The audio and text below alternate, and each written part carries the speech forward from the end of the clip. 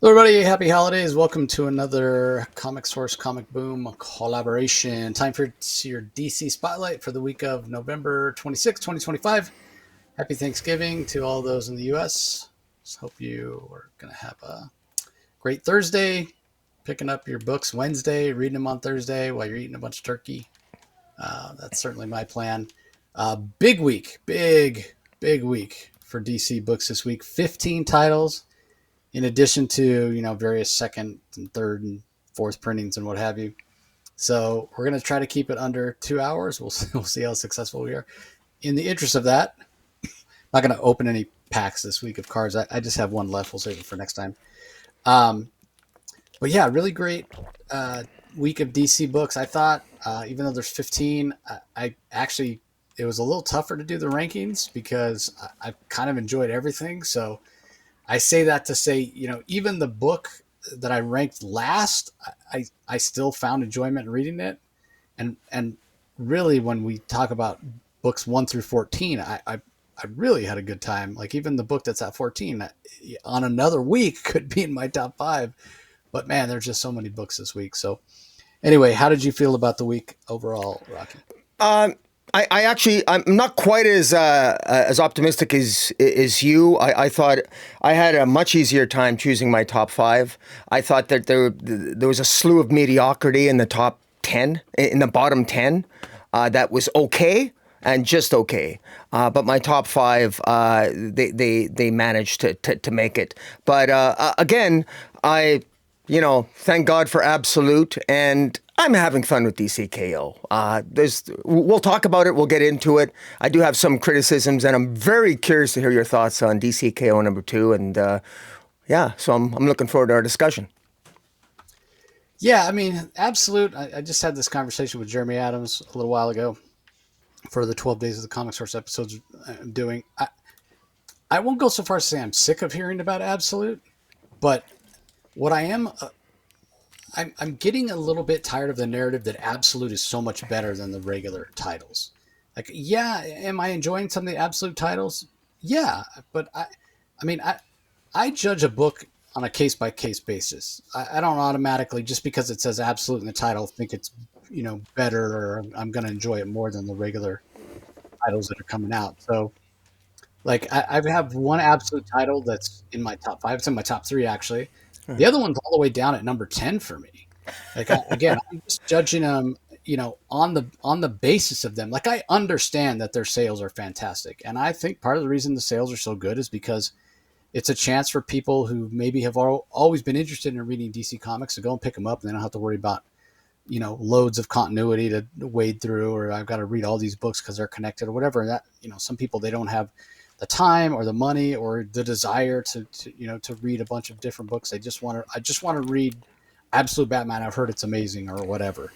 Um, but I'm I it's not that I want to sell the Absolute books short, but I don't. I feel like some of the other books they're getting short shrift because everybody's focusing on Absolute. And it, don't get me wrong, it's great. There's a lot of consequences that have come out of the success of the Absolute line that are real positives. Getting more people back into comic shops, creators have more freedom because Absolute was a big swing and it worked. And so now even on other titles, DC editorial is more likely to say yes because hey, look at what happened when we gave creators more freedom on the Absolute titles and what have you.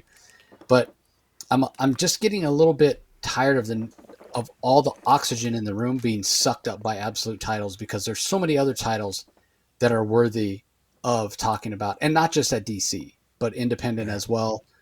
Maybe it's fair that to say that all the Absolute titles are better than everything that's coming out from Marvel, with maybe the exception of PKJ's Hulk, but that's a entirely different podcast on another day. So again, I don't want to poo-poo the Absolute titles because yes, they are very, very good, but DC has plenty of other really, really good titles too, like Aquaman and Green Lantern and Green Arrow and what have you. So anyway, all that being said, we'll kick it off with a DCKO tie-in that actually doesn't make my top 5. It came in at number 8 for me. It's Justice League Unlimited number 13 Written by Mark Waid. Dan Mora is the artist. Tamara Bonvillain on colors. Ariana Mayer on letters. Again, this is another book that in a different week probably would have been in my top 5. Fantastic to see kind of the Kingdom Come version of Alan Scott in his Green Lantern armor, kind of narrating it, and there's a lot going on. We see the Demons 3, which are longtime classic Justice League villains. Gorgeous art from Dan Mora, especially like the way he draws Power Girl. Seeing these echoes of these various classic heroes from different time periods, like the Electric Blue Superman, like that's all great. It's paced well. Mr. Terrific, who's become somewhat of a fan favorite after the Superman movie this year, kind of headlines this, and he's doing a fantastic job. So there's a lot to like here, but again, just based on the fact that there's so many great books this week, it was just too difficult for me to find a way to put this in my top 5. But Neron, the big bad, he's giving various villains that are still on Earth that didn't evacuate as they should have. He's made them sort of a deal to power them up. Apparently a deal that was long-standing, where if there's ever a situation where the world's coming to an end, these villains will have immense power. And the reason Neron's doing it is because he wants the villains to disrupt the evacuation as much as possible, because the more people that are left on Earth when it's destroyed by Darkseid, or when it's converted to a new version of Apocalypse, the apocalypsification, which has been a word that I don't think existed before this DCKO event, which is a fantastic word. But when that happens, the more people that are left on Earth, the more of them likely to die, which in turn means the more souls that go to Neron's realm, and that he gets to control, and it increases his power and what have you. So that's the thinking there. And when he shows up, I will say, when he shows up on the last page, he's never looked more Mephisto-like than he has than he does here in the last panel from Dan Mora. But obviously kind of a green version of Mephisto, because Neron has always been associated with the color green. So anyway, like I said, in a weaker week, this would have been in my top 5. I did enjoy it, but yeah, it only comes in at number 8 for me. What are your thoughts on it? I actually think that I really like that this is a DCKO tie-in, because in a sense we're getting this sort of alternative. We're getting iterations of different heroes, of Superman, or of Hawkman, or Power, past version of Power Girl, Mr. Terrific, etc., Batman Beyond. And in a sense, this is a quasi DCKO, because in a sense, these heroes are alternate versions. They're ultimately almost like ghost heroes. They're inevitably destined to not exist at some point anyway. So they want to go out with a bang by trying to take out Neron, to basically to prevent what Neron's trying to do, to basically to create more, fulfill his promise of creating more powerful villains, and to be able to shut that down, because it's impairing the evacuation of Earth, which is slowly turning into Apocalypse. And the sacrifices here are just awesome. There's some fantastic battles. Mr. Terrific uses his mind to outwit a god. Aquaman gives an awesome sacrifice. He kicks ass battling some sort of sea creature on the river Styx, but ends up sacrificing himself, but in an epic fashion. There's just really, you got the challenges of the unknown. You got the Blue Beetle involved on the outside, helping with the evacuation of Earth. While in hell, you got this other battle going on, and it feels like there's a lot at stake. I feel the stakes in this, and and to the credit, I actually feel the stakes in this more than some of the other titles we're going to be talking about this week. So I got to give it full props for these characters that didn't seemingly exist a couple issues ago. This Terrific 10 is actually, I think it's been very well handled, and it doesn't feel like filler to me. It feels like I'm actually quite satisfied with this, and it feels like it's in keeping with the spirit of heroes kicking ass and battling the people they should be battling, not each other, but the bad guys. And so I thought it was very well done. And I definitely check this out. And I also really like something that's done here is in each of the pages, it actually has the names of some of these characters alongside the characters so that you know who they are. Now, of course, we know who they are, but for new readers, they don't. And I'm going to be focusing on that because in another comic book that we're going to be reviewing this week, I think it was unnecessary. It was more confusing than it needed to be. But we'll get to that. But overall, I thought this was pretty good. It didn't make my top 5, but it came in at number 10 for me. But that doesn't mean I didn't enjoy it. It was pretty good. Oh, you're on mute. Yeah, there's a lot of books that were pretty solid this week that, it's a big week, so not everything can make the top 5. All right, up next, a book that makes both of our top 5. It's Detective Comics number 1103 from writer Tom Taylor, art colors by Mikel Janin, Wes Abbott on letters. I'll let you go first on this one. What are your thoughts? Okay, I'm just bringing it up here. I don't think I'm exaggerating. Maybe if I had more time to reflect, I could accuse myself of exaggerating, but I don't think I am. I think this is the best Lois Lane story I've read in the last 20 years. And I don't think it might be the last 30, maybe ever. I've never seen a comic book story that portrayed Lois Lane in 2 manners. Number 1, I'm a Period fanboy. She's absolutely gorgeous. Mikel Janin draws Lois Lane with gorgeous like purple eyes. Absolutely, she's absolutely gorgeous throughout this comic, and she's brilliant. She's the best, as Batman himself says, she's the best investigative journalist in the world, and she shows it in this issue. Tom Taylor masterfully has Lois Lane contribute substantially to the resolution of a number of mysteries and through her investigative journalism and contacts. And her manner of investigation is demonstrably different from Batman, and it shows. Lois Lane, people like Lois Lane. Lois Lane uses camaraderie, and she uses friendliness and kindness and her own rapport. She builds rapport with people. That's how she establishes her contact in contrast to Batman, who uses fear and intimidation. And that really comes through here. Now, of course, Batman himself, flowing from last issue, he's basically incapacitated. He's essentially incapacitated from his battle in Kasnia in that warehouse against the Lion. He's basically passed out in his bat jet, and the issue starts off with Superman flying. Oracle gets Superman to rescue Batman, and so Batman right away does the dialogue is fantastic. Batman does a self-diagnosis. Superman kind of humors him, can't believe. Batman's awake for 45 seconds and already he can self-assess. He knows exactly what his injuries are. It's really great, the dialogue here, and just the rapport between Superman and Batman. Tom Taylor knows these characters so well, does such an excellent job scripting them. The dialogue is just crisp and clear and just spot on. That the manner in which Lois Lane is introduced and brought in, Batman requires her help. And I like the fact that once Lois Lane's on the scene, Superman, get out of here. I don't need you. I mean, even like that's sort of implicit. Batman, I know who I need to see in Metropolis. It's Lois Lane. Take me to her. He doesn't need Superman, the most powerful superhero on the planet. He needs Lois Lane. And that's not an exaggeration. Often I find the way some women are depicted in comics, and my apologies to all of them, sometimes they're propped up and they're Mary Sued. No, not this with Lois Lane. Lois Lane earns her place here, and she demonstrably contributes to information that Batman needs in her investigative reporting, and ultimately they discover a person who is involved in the creation of a toxin that Batman has been infected with.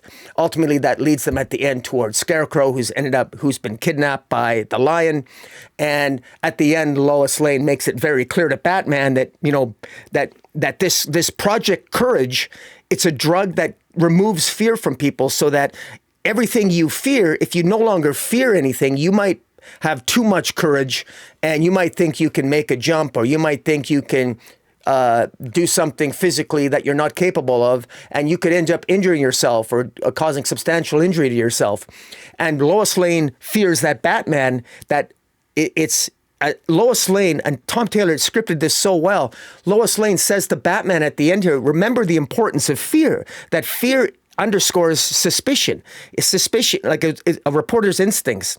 It's from, as a reporter, you fear, and that leads to suspicion, and suspicion leads you to ask the right questions. And I love the way she put that, and she said to Batman, if you stop feeling fear, it might compromise your thinking, and the lion might get the best of you. So be mindful of that moving forward. And I thought it was just so well done. And Mikel Janin's art is absolutely fantastic. And this is this is in my top 3 easily this week. And I was astounded by how great this was. And Tom Taylor continues to impress the hell out of me with his Detective Comics run. What are your thoughts? Yeah, pretty interesting. I mean, I think the cover says it all. Lois Lane is front and center on the cover, Batman's in the background. That's definitely how this book reads. So yeah, no brainer to be in my top 5. It comes in at number 5. Because I'm a huge Lois Lane fan. I mean, I married a woman named Lois, for God's sake. Yeah. But I wouldn't go so far as to say it's the best Lois Lane story I've read in whatever 10, 20, 30 years or whatever. I mean, there's been a lot of great Lois Lane stories, and this one I certainly didn't think that at the time that I read it.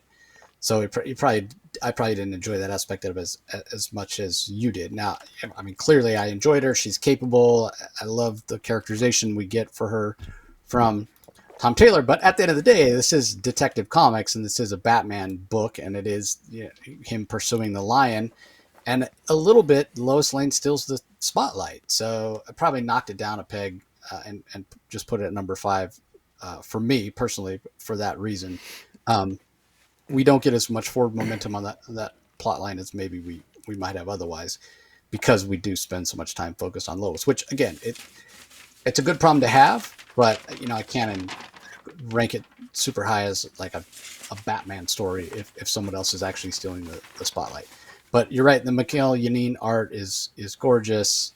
Yes, the purple eyes, Lois, fantastic, what have you. Yeah, there's some great interactions between Superman and Batman, right at the beginning, where, yes, Batman has been awake for all of 45 seconds and he's self-diagnosed. I continue to love this idea that Batman himself is infected. It gives this sense of urgency, puts a clock on him, what he needs to do. The mystery of who the lion is slowly being revealed. I'm going to be really curious to see how that all plays out in the long run. And I said it before, and I'll say it again, like Tom Taylor's run on Detective is leaps and bounds better than, no pun intended, than his Nightwing series. His Nightwing series, it started off very emotional, and it was really something special, but it foundered a little bit, especially with pacing. And even in the beginning, the pacing, it wasn't anywhere near as fast-paced as this Detective Comics run is. And you kind of forgave that, at least I did, in the beginning, thinking that the pacing would speed up. And if anything, it slowed down and did speed back up to that kind of leisurely pace that it was at to start with. But it never had the pace of this. And I wonder if on some level Taylor realized that, and that's why he put in like the clock, because we sort of had a clock in the first arc as well. Like there was a sense of urgency that the story had for Batman to, figure out what was going on with the aging serum and what have you. And, in this one, he's infected and it puts a clock on it. And it just sort of, just by the nature of the structure of the story, the structure of the plot, it sort of encourages a fast-paced story, which I really enjoy. Now, don't get me wrong, you're never going to write the same two different comic book characters exactly the same way, or you shouldn't, right? You should tailor the narrative and the pacing and what have you for the particular book and the particular characters that are in that book. But again, stronger pacing, faster pacing, I think typically is better for superhero comics, and that's what we have here with Detective. So I really enjoyed this. It was tough for me. Like I went back and forth with this and the book I have at 6. Like I flip-flopped them a couple times. And it'll be, I'll talk more about it when I get the book that I put at 6, and you'll kind of realize the reasons for that. But anyway, up next is a book that you enjoyed much more than I did. It only came in at number 9 for me, and that's Flash 27, Impulse Control Part 2, written by Mark Waid and Christopher Cantwell, art by Vrasko Gregev, colors by Matt Herms, letters by Buddy Bedoin. I'm a huge Mark Waid fan.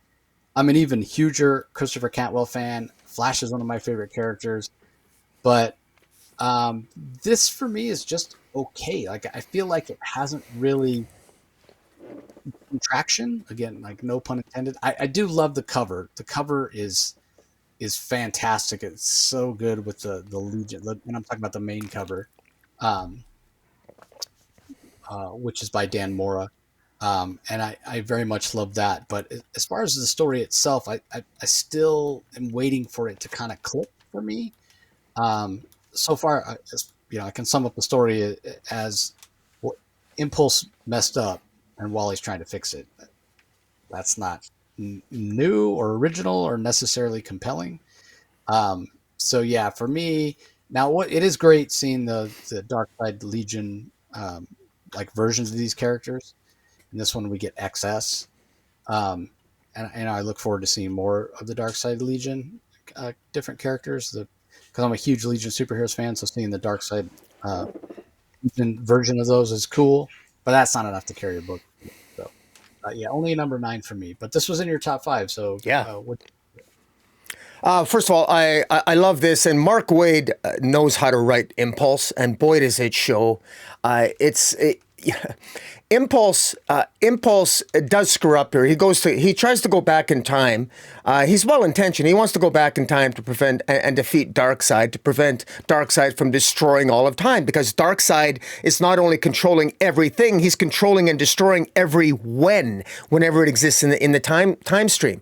And the reality is that it's really not Impulse's fault per se. If you want to get technical, Darkseid's destroying all of time anyway. So Impulse and Wally are in fact they're sort of wrenches they're flies in the ointment of this machine that is of this Omega, like this Omega Speed Force. This Omega Force is eating up the Speed Force. And that's one of the reasons why. That when at the end of last issue, Impulse and Wally they're confronted by Max Mercury and the Dark Legion of Saturn Girl, Cosmic Boy, and Lightning Lad. And it's very clear that they're there, and Max Mercury, or at least the earlier, younger version of Max Mercury of the 19th century, he's been sort of overwhelmed by the Omega Force. And the Omega Force is the Omega Speed is sort of eating the Speed Force. And that's embodied by XS, the Legionnaire member XS, who tries to take out Bart Allen, because Bart Allen tries to escape with the Speed Force. He's stopped by XS, and XS is really Jenny Ognatz. Her name is Jenny Ognatz. She's the granddaughter of Barry Allen and the daughter of Don Allen, who's one of the Tornado twins in the 31st century. And so she's been, of course, now she's a member of the Dark Legion. And so Bart Allen tries to escape, and ultimately Bart Allen gets stopped. Fortunately, Wally manages to escape the Dark Legion himself, and he steals a Legion ring. And we have a potential revelation here that might be of significance as a later plot point. Apparently, the Dark Legionnaire flight rings allow the Legion to communicate telepathically as well as by flight. They can actually communicate with each other telepathically. That's interesting. Wally West steals a ring, and that combined with his Speed Force and combined with the extra power given him by the Time Trapper, he tracks down Bart Allen. They manage to confront the Dark Legion, and they basically manage to save people on a train, and they manage to basically avoid being killed by the Dark Legion. However, the Dark Legion comes to the determination that the best way to eliminate the threat of Wally and Impulse is to go back in time and prevent the origin of Barry Allen, prevent Barry Allen from becoming the Flash. And the issue ends here with Impulse having lost his powers. And so I thought this was dare I say the word kinetic and fast-paced and appropriately so. And I really enjoyed this. This was literally an adrenaline rush. It was fast-paced, but it was well done, well written. And I love that there was a scene where it's such a silly scene, but it's so funny because it's so Impulse, where she, Impulse is talking to XS and she says, Darkseid is, and he goes, Darkseid is what? No, Darkseid is. What is he? No, like he is Darkseid is. Well, I mean, of course, that seems so obvious, but Impulse being the type of guy he is, of course he's going to have that. He's going to quote, what the hell are you talking about, Darkseid is? It's an incomplete sentence. Anyways, it's that type of silliness that you expect at Impulse, and I loved it for that reason. And for me, this is very additive to the fun of DC KO. So that's why I have it in my top 5. Yeah, fair enough. All right, up next we have Trinity, Daughter of Wonder Woman, number 5, from writer Tom King. Art by Belen Ortega. Colors by Luis Guerrero. Letters by Clayton Cowles. This comes in at number 14 for me. So next to last, but again, I specifically called it out in the intro how much I enjoyed this. It's really heartfelt. It's a perfect time of year for this to come out. I love the idea of a possible relationship between Jason Todd before he dies and becomes even more cynical and traumatized, and Lizzie. It can only happen in a story like this with time travel and what have you. So it's very cute. Belen gets a chance to draw more corgis. She's fantastic at it. The interactions between the two characters are handled very well. I have to think that, Tom King takes advantage of the fact that he has young daughters when it comes to the whole will they, won't they, how shy they are with each other.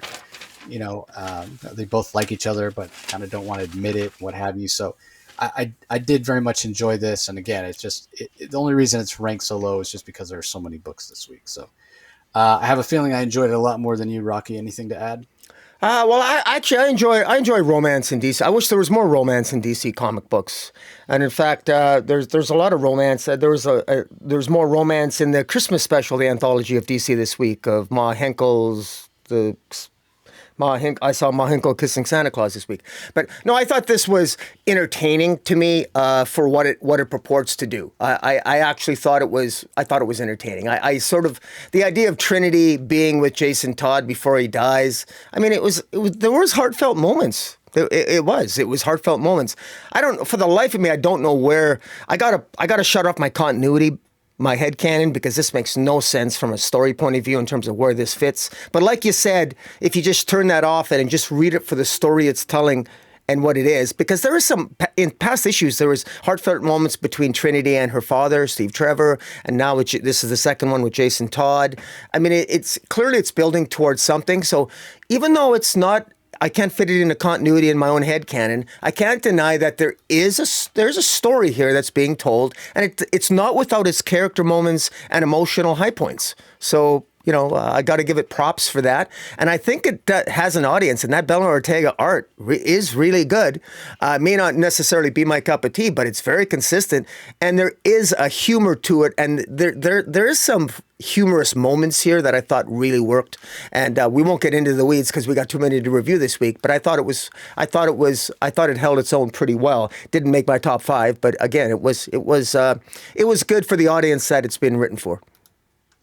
Yeah, I mean, the whole reason we got corgis in the first place, super corgis and what have you, and how a story kind of unfolded out of that was the backup. Like, Tom King literally asked Belen what she wanted to draw when she was drawing these, little Lizzie stories. And she said corgis, which it's so funny, right? Because you always hear that there's 3 things that artists don't like to draw: horses, cars, and dogs. But then she did such a great job and everybody kind of fell in love with it. And now we have this Trinity mini series here. And yeah, we have more corgis. So yeah, it's really fantastic. You're right, like about it being heartfelt. And if you're watching us on YouTube, everybody, Rocky has the one of the variant covers, which is a play on the death in the family when Jason Todd dies. And it says a corgi in the family, part 2. And it's like the joke in the death of the family. It's Joker wearing the top hat and the monocle, whatever. I just love that cover. And it's an open order cover. And I wouldn't know, like, I didn't recognize it as Jay Lee art until I looked at the credits. I was like, oh yeah, now I see it. It's Jay Lee. So anyway. All right, let's move on. Up next, we have Harley Quinn, number 56, from writer Elliot Kalan. Carlos Oliveros on art, Marisa Louise on colors, Lucas Catoni on letters. This didn't make either of our top 5, but give us your thoughts on it. It didn't make my top 5, but I will say that Elliot Kalan, as the writer, I think I think the story's dragged on a little bit too much, but what he's done with Gun Bunny and Mayfly, with their best friends and their friendship, what he's been doing is sort of build their dysfunctional friendship is sort of a comedic high point in the story in many ways, and. Gun Bunny's father, Brock Blomquist, who's the super hunter, wants to take out Harley Quinn. He also wants to take out Mayfly herself. So Gun Bunny is upset with her father because she doesn't want her best friend being killed. And meanwhile, there's the deconspirator that wants to free people from their minds and disrupt some other supporting characters. And there's a lot happening here. There's actually some humor here. There's some laugh out loud moments. Elliot Kalan has spent a lot of time formulating and creating consistent characterization of all the very supporting characters. He's put a lot of work into this. I got to give him credit. I haven't been probably given this thing the readership that it deserves. There's another character, Convoy, the entruculated man who shows up. Crazy characterizations. It ends up at the end that Harley and Mayfly and Gun Buddy end up getting together, and they're the Gun Buddies. So she's got a new group of friends, and I don't know, are Mayfly and Gun Bunny going to be consistent supporting characters as this series moves forward under Elliot Kalan? I don't know, but it did seem like things are sort of building to a head here, and there was kind of a quasi ending here at the end. But overall, I thought this was good, but it just didn't make my top. Again, it didn't make my top 5. And again, I'm not a fan of this iteration of Harley Quinn, but full props to Elliot Kalan for the iteration he's working with. I got to give him props that he's actually pulling me in a little bit. It's like, yeah, you know what? This is actually, he knows what he's doing. He knows how to script a good yarn. And there were some laugh out loud moments. Yeah, there were, especially in Harley's dialogue, one-liners and little zingers that she's putting in there, that whether it be against the truck guy or Gun Bunny, Mayfly, whomever. Yeah. She eviscerates all to equal measure. And it's funny because I've never been that much of a Harley Quinn guy, and when she gets super zany, it bothers me even more. Like, my favorite Harley Quinn story is actually Criminal Sanity, which Harley Quinn is a deadly serious criminal profile in that series. She's not even really Harley Quinn, she's Harley Quinzel. But I have to admit, there's just enough humor in here without much zany that this might be my favorite kind of mainstream Harley Quinn run. Yeah. Now, the only thing that holds it back is I haven't been really a fan of the art in the book. Mindy Lee has done a lot of this run with Elliot. Carlos Oliveras handles the art in this particular issue. He has a style that's very similar to Mindy Lee. So that's the one thing that holds it back.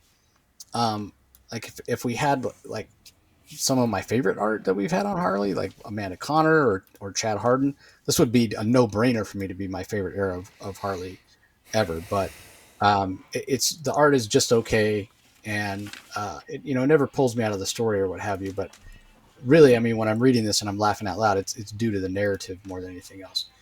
There is a David Nakayama variant cover. Rocky has it up on the screen right now. Far and away the best cover this week, if you're into that sort of thing. All right, up next, this is not in my top 5. It comes in at number 6, so this is where I had that little bit of a dilemma with going back and forth between 5 and 6. But I didn't want to put it at number 5 just because it's written by Jeremy Adams. But it is written by Jeremy, art by Carmine Di Giandomenico, colors by Romulo Fajardo Jr., letters by Dave Sharp. It's Green Lantern number 29. It's actually Green Arrow and Green Lantern in A Betting Man. And it is teaming up the two hard-traveling heroes. Hal is back on Earth. He almost sought Ollie out to kind of discuss what's going on in his head with, the recent visions he's gotten from the Book of Oa. And while they're together, they end up going on this adventure or what have you.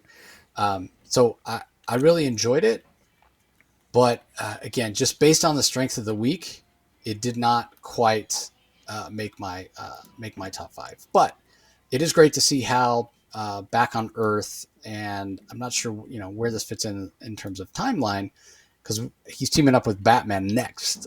He's heading to Gotham as he's trying to, again, just sort of investigate what's going on with this vision that he saw, what have you. And just a little bit of a spoiler for the conversation I had with Jeremy during our 12 days of the comic source. He does sort of tease what's going to happen with Hal and how the Green Lantern book is sort of going to be kind of have two leads. Or someone else is kind of, one of the other Green Lanterns is stepping up to kind of be a co-lead of the book, along with Hal Jordan. But yeah, I really enjoyed this. I mean, first of all, it's great whenever you see Hal and Ollie together teaming up. That's great. So there's a lot to like here, but again, I mean, I went back and forth with this at 5 or 6 or what have you, but ultimately I put it at 6. That might change by the end as I think about it more. But anyway, wasn't in your top 5 either, Rocky. So any thoughts on it? Yeah, I actually, there is a little bit of a tangential DCKO tie-in insofar as what Green Arrow and Green Lantern are taking out. They end up going out. They end up taking out and battling an extingency robot.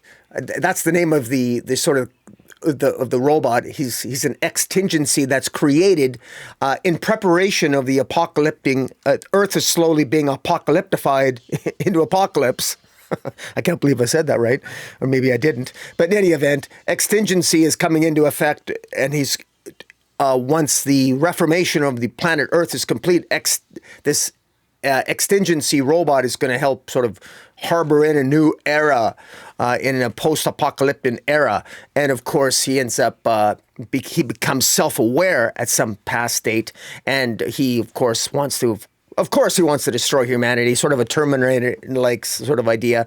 Jeremy Adams, it was sort of a little tropey in that regard. But it's the perfect vehicle for this, and it's a nice tie-in to DCKO, really, in a way, and it allows Green Arrow, Hal, and Oliver to have some great conversations. How Oliver hates robots, and that ties in nicely with at the end, where Hal says to his friend, "Look, I'm having a little bit of a crisis of identity here."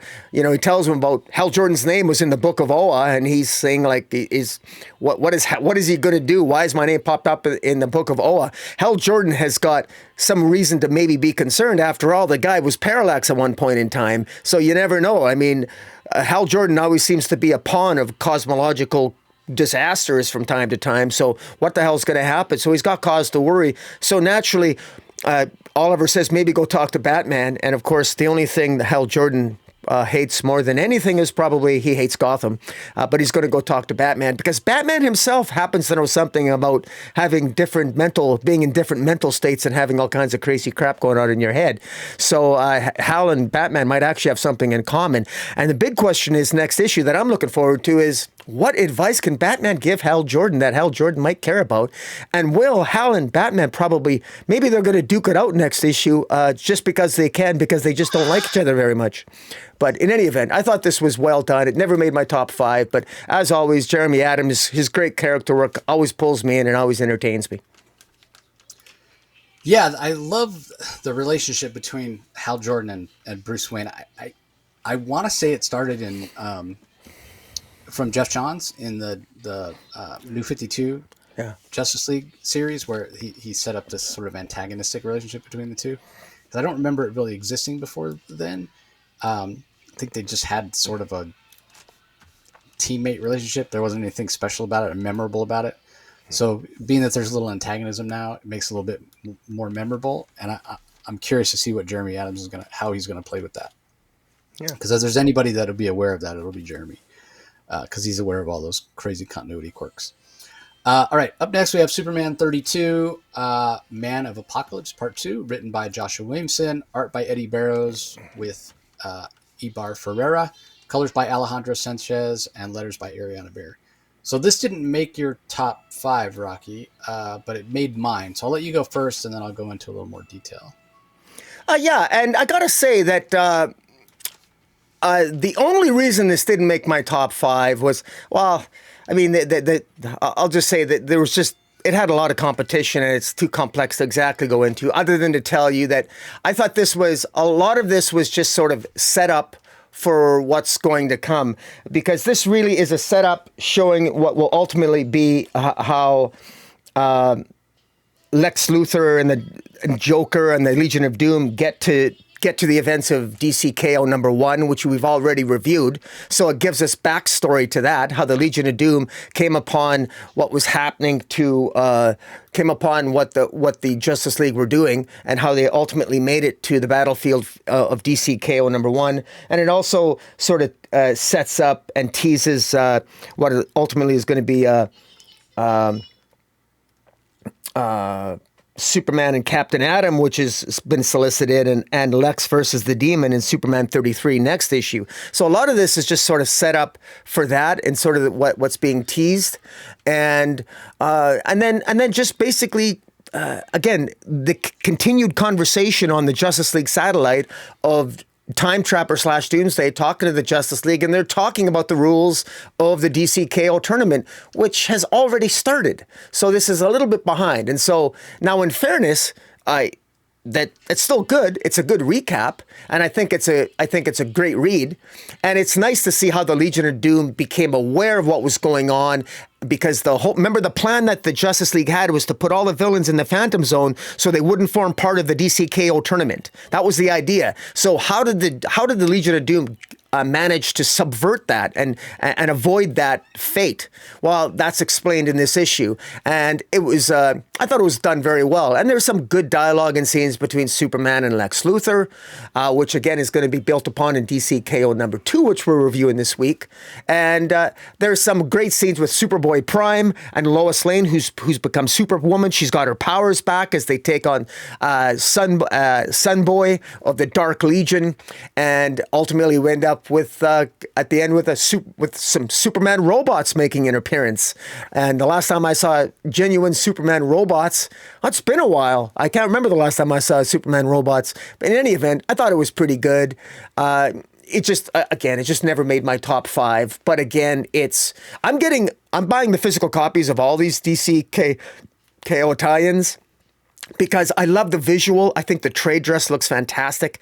I think the cover A's are the best covers, and that's what I love about DCKO. I think the cover A's are the best covers on substantially most of all the DCKO tie-ins with that trade dress. So I love it. I think it's going to look gorgeous all set up on my shelf. So anyways, I still enjoyed this. I know I'm sounding like it's in my top 5, even though it isn't, but it's still a good read.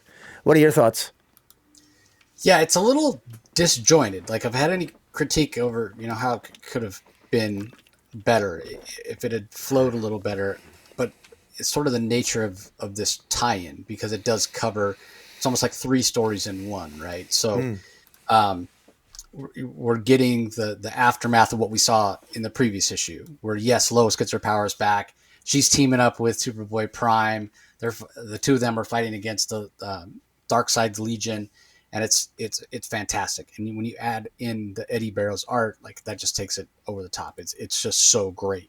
You mentioned seeing the Superman robot. That's a lot of fun.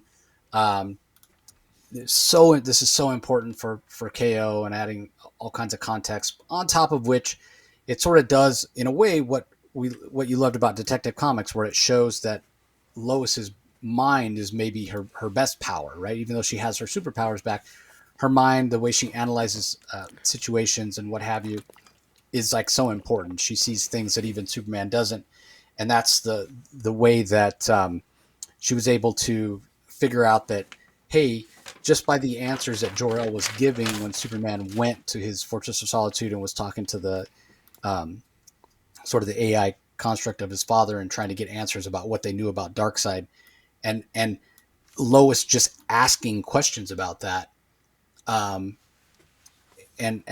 figuring out, hey, there's other questions to be asked, and then it unlocked Lara or whatever. I mean, that's just cool. It's showing that Lois is such an intelligent, tenacious reporter and whatever, exactly what we were talking about with Detective Comics. So you have that aspect of the story as well.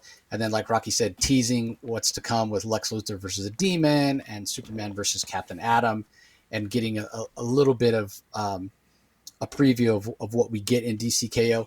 But maybe the most important aspect to this tie-in, and why I would say this is probably one of the most important times. If you care at all about, like Rocky said, how the villains were able to avoid the Phantom Zone, how they were able to, end up inserting themselves into the tournament and what have you. This is the answer. Does it gloss over some very important facts? Yeah, kind of in a way. I mean, we're told that Mr. Terrific and Lex Luthor are both a couple of the smartest people in the DC universe. Um, I did kind of question, because Luthor says, I just hacked the T spheres, just like matter of fact. Which, if it's Luthor telling the story, then of course he's going to be, matter of fact about it, right? Like, of course I can hack the T spheres. It's like no big deal. But I don't think that's as easy to just hack T spheres as he makes it out to be. But again, he's trying to sell it. Seeing the old Legion of Doom challenge of the Super Friends headquarters is fantastic. Again, all of this rendered beautifully with some really fine lines and wonderful detail from Eddie Barrows and Eber Ferreras, just kind of icing on the cake. So you add in these three different factors, and like I said, probably tough for Joshua Williamson to marry these almost disparate plot threads. Like, they're all part of DCKO, but they're not like inherently linked to as closely as you might think to have them all in one book. So that's where a little bit of the choppiness comes in. But I'm willing to overlook that because there's so many fantastic moments. Whether it's, I mean, even the cover, even the main cover by Dan Mora is so beautiful. Like Rocky mentioned, this is cover A, and it just, the colors, especially, us looking at the back of Luthor's power armor, which looks fantastic. Gorgeous primary colors. Like, it's so good. But from that moment to Lois Lane getting her Superwoman powers back and punching the absolute shit out of this Dark Legion version of Superboy, the moment where John Kent's like, Superboy Prime's like, wait, tournament? What tournament? Like, what's going on? And then him saying, I should have been in that tournament. I have no problem killing people, punching people's heads off. And Lois is like, looking at him like, Yeah. I thought you were supposed to be. He's like, no, I could. I'm not saying I will do it. I'm saying I could do it. So that's fantastic as well. So yes, like, so many great moments, and all three of the kind of the separate threads in here are all very, very important. Maybe the one with how the villains escaped being trapped in the Phantom Zone is sort of the least important, like, long term, but it does add so much context, right? Like, if anybody has that question, you can point out, hey, go to read Superman 32. That's where that's answered and what have you. So I just loved it. I don't know if I said it's in my top 5. I don't know if I gave my actual ranking. Yeah, I put it at number 4. And I do want to say, in terms of variant covers, look at me actually remembering this time before we move on to the next book. There's one by Nubovich. Yeah, so if you're watching us on YouTube, it's the upper right corner, with Superman has this sort of cape around Lois. He's about to embrace her. Just gorgeous. Just love that cover. I don't know that I like it more than cover A, but any cover that kind of shows the intimacy, the love between Superman and Lois, I'm always a sucker for that. So I'm not sure. I don't remember which cover I ordered. I probably ordered the cover A, but when I go to my comic shop on Wednesday, I might have to pick up that Nubovich cover too. We'll see. All right. Up next, we have Green Arrow number 30. It's written by Christopher Condon, colors by Adriana Lucas, drawn by Montos, letters by Buddy Bedoyan. I think this is the penultimate. I think there's one issue left. Had a fantastic chat with Chris Condon as well for the 12 Days of the Comic Source Fireside Chats that's coming this year. We talked a lot about Green Arrow and what this story is about. And Rocky and I were pretty critical of this series when it started, when Joshua Williamson was writing it and was focused on the Green Arrow family, and we were sort of questioning how much they needed to be in the book, and it felt a little overstuffed and what have you.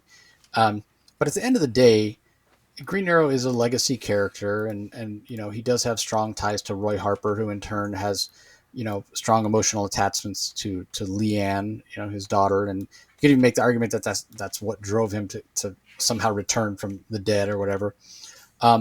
So I think the family aspect of Green Arrow is important, and this is the right way to do it, where it doesn't feel forced the way having the giant cast that Joshua Williamson had in the beginning, where the cast was so big that nobody had a chance to shine. We didn't have room for character moments or what have you, and it just didn't work. But having him back as a street level character, dealing with a villain that has ties to his past, and getting some heartfelt moments with Roy Harper and Leanne, and Ollie with Roy, and then Roy with Leanne.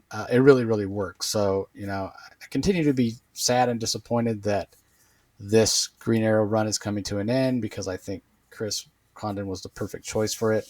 And again, go listen to my interview with him when it comes out. We go into a lot of detail on it. And having talked to him earlier, or was it last week? Yeah, last week.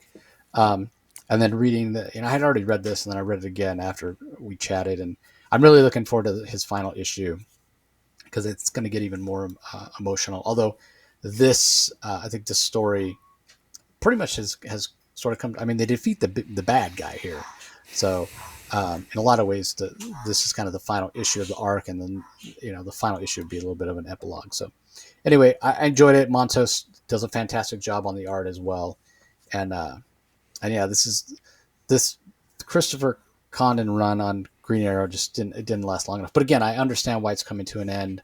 We have another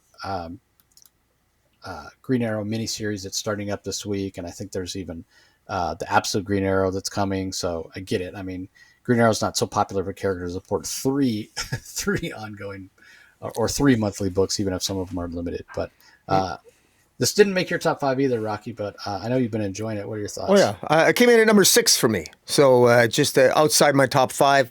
I love the Montos art. I love the character. I love the relationship between Leanne and Roy Harper here. The character work and the relationship between Oliver and Roy, and you can really juxtapose the relationship between Oliver and Roy and between Roy and his daughter Leanne as well. This really is a family arc, and it works better when you just have essentially 3 main characters.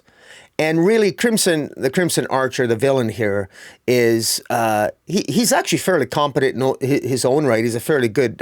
He seems to hold his own quite well. But he was. I like how he was. He seemed to have. He was compelling enough, and the threat that he posed wasn't so much in that he was necessarily so intimidating, but more so that of what he represented for Roy. That the relapse, the drug relapse for Roy, where the greatest way to defeat Roy was arguably just by reminding him of his addiction, and it just that struggle, and just Roy being able to overcome that. And largely because of the love of family and his love of his daughter and the love of his father, Oliver. And Oliver coming to terms with that as well, because Oliver, of course, wasn't always a particularly good father. And we're reminded of that throughout this series. And Chris Condon was very good at reminding us of that. And Montos' realistic, very realistic, stylistic art just really drives the point home. It's such a tragedy that this series is not going to be continuing. But I mean, it is what it is. I don't get all my wishes, but I wish this one would continue. But in any event, I thought this was really good. Yeah, so I share your sentiment. It's pretty good. Yeah, and again, Chris and I talk about kind of the realities and why it's ending and what have you. Like, but at least it is ending. Like, what would be worse is if they were taking Chris off the book and putting someone else on. You know what I mean? Like, Yeah. continuing with some, because he just gets who Green Arrow is on such a fantastic level. So, all right, up next, we've teased it. Now it's here. We've kind of complained, maybe not complained, but made note of the fact that there hasn't been, we feel like, enough DCKO content. We have several tie-ins this week. Like, why didn't we get some of these tie-ins in other weeks? Like that Superman book ties in so tightly. The Justice League Unlimited ties in so tightly. Like, put those in the weeks where we don't have a main issue of DCKO, as opposed to putting it in the same week that we get the second issue. But anyway, First World Problems. It's chapter 2 of DCKO. Scott Snyder and Joshua Williamson as writers, Javi Fernandez and Giomanico handling the art, Alejandro Sanchez on colors, Hassan Osman Elhau on letters. I think there's about 1,000 covers, if I'm not. No, there's not that many, but I mean, there's certainly not as many as there was first week, but There's there's at least still, 10. I believe there's yeah. 10. I got 9 showing in the middle and 1 on the side. Those are just I think there's retailer variants as well, but I think I think there's 10 open order covers, but maybe I'm wrong on some of those might not be open order, but I think they all are. But Yeah, I think 9 of them are open order. I think yeah. the Superman one that's in the bottom right corner, which is Okay. one of my favorite ones. Yeah. That's a 1 in 25. Okay. Okay. And it's absolutely fantastic. And yeah, I don't know if there's any more retailer exclusives, but I know there's at least one which brings it up to 10 or whatever. I mean, it's not surprising based on the popularity of variant covers and how important the DCKO event is. But again, I do wish publishers would just slow down on the variant covers. Yeah. It's a little much, but Although I will say, I love the one. I'm getting the Wonder Woman one. I love the Wonder Woman. I think she looks amazing, and I love Power Girl. I don't know who Power Girl's fighting on the cover, but it's a Dan Mora cover. And anytime I see Power Girl with her assets fighting in a ring, I mean that's a no-brainer for me. So I'm getting at least 2 covers there. yeah, I'm not sure who that is, like wearing lingerie. Yeah, Almost looks like she's I'm sure fighting- it's a WEW wrestler, but I don't follow WE. Oh yeah, It's a wrestler. Yeah, you're right, because it even says it's the AEW variant. Yeah. So I'm sure. Yeah, and you're right. The Ben Oliver face-off. It's called the Ben Oliver face-off variant with Wonder Woman, where she's kind of standing, doing that classic fighter pose. That one's fantastic as well. I don't honestly remember which cover I ordered. I might have just ordered the main one. Yeah.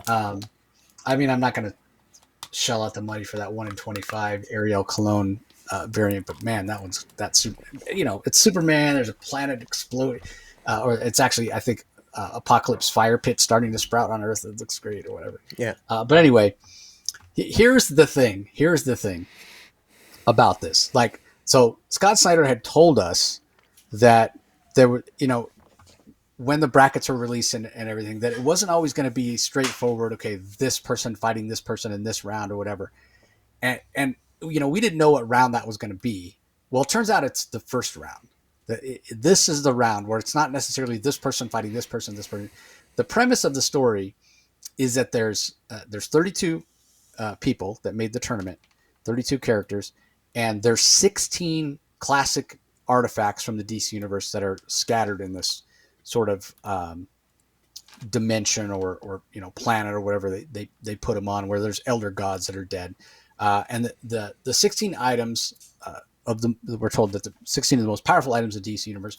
We have the blue beetle scarab, we have the God Killer's sword, we have the Whirligog, Adam's belt, Mother Box, Psycho Pirate's Medusa mask, Thor's hammer, Bane's venom, Speed Force ring, Power rings, Genie pen that Johnny Thunder used to call forth the genie, the Claws of Horus, the Soul Taker sword, the Lasso of Truth, the Cosmic Rod, and one other mystery item. So those are the 16 items. And basically, it's a race. Like, you go and claim one of these 16 items, and once all 16 are claimed, then it's over. This round is over, and whoever doesn't have an item is killed. They're eliminated from the tournament. So just because you go and find an item and discover an item and grab an item doesn't mean you're safe, because until that, it's who's ever holding those items when the last item is found, right? So if you go and grab an item and kind of try to sit back, and somebody comes and takes it from you before the final item is found, then you could find yourself lost, which makes for an interesting story, because there's times where somebody goes and finds an item and they think they're okay, and then it gets taken from them. They go try to find another one, what have you. So that part was interesting.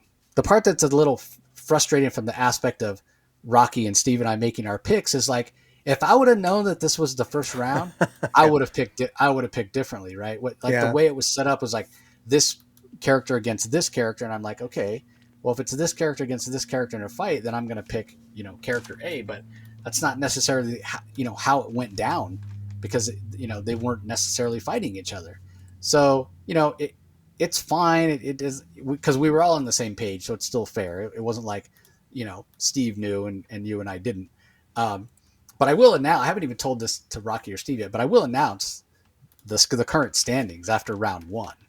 So in third place with only 8 correct picks, in the first round is Rocky. Rocky, you're last. Coming in last, buddy.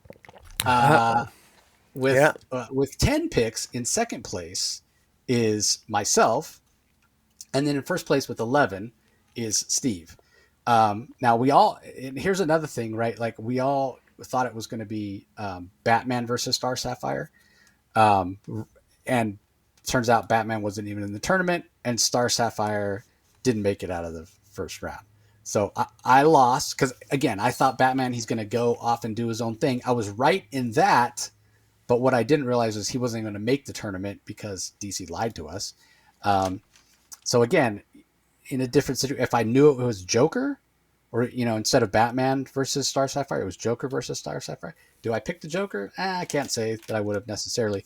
But basically, we all got that wrong because that technically that bracket went to the Joker, and you guys both picked Batman, and I both picked Star Sapphire. So anyway, again, it's fun. It's not like a big deal. I'm not raging or whatever. And there's definitely time to catch up, because who knows what other kind of crazy stuff is happening. But in terms of the story itself, it was a lot of fun to have it set up this way, despite my frustration about our setting it up this way, where our picks, it might have kind of thrown a monkey wrench in there.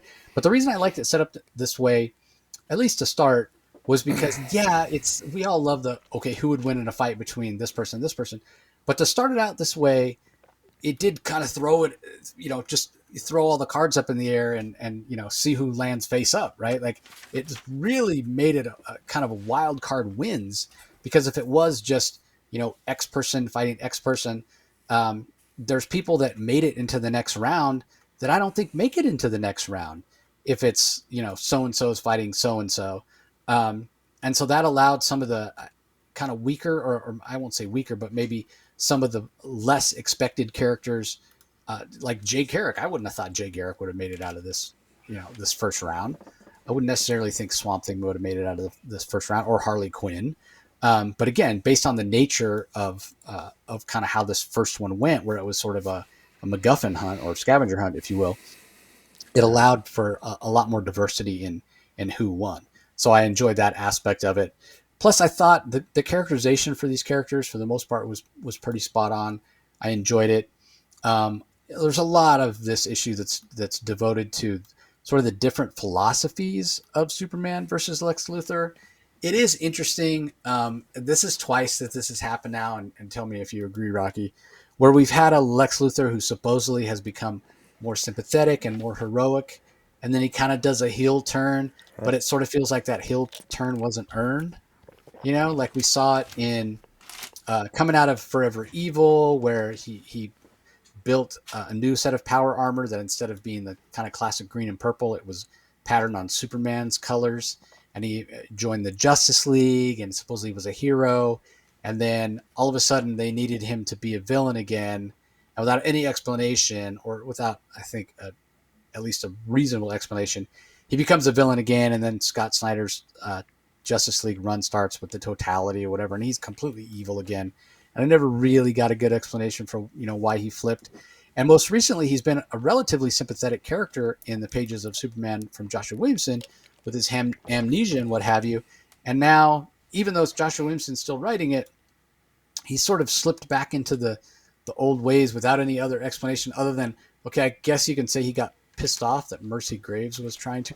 And in fairness to Josh, part of the reason that he supposedly was a hero was that he did have that amnesia and he'd forgotten a lot of the stuff that he'd done.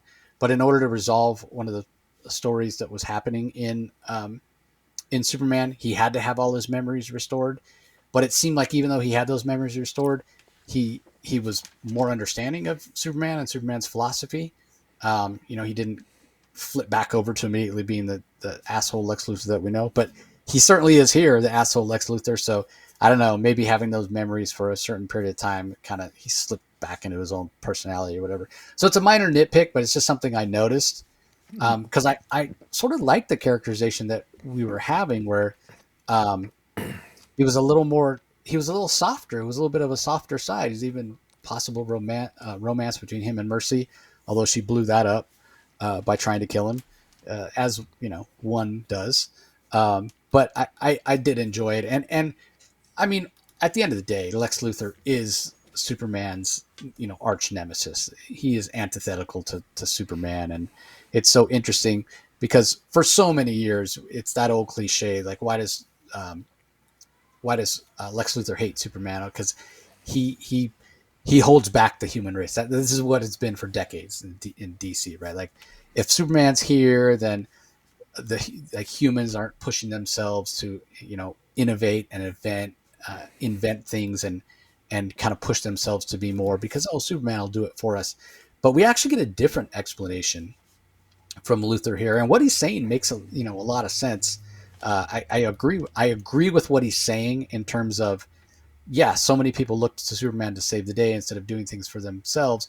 And if Superman does win, he's going to put the universe back the way that it was before, as opposed to making it better, curing diseases, curing famine or whatever. And you could make the argument that Superman should try to do more, but Superman is not here to rule us or solve problems for us. He's here to inspire.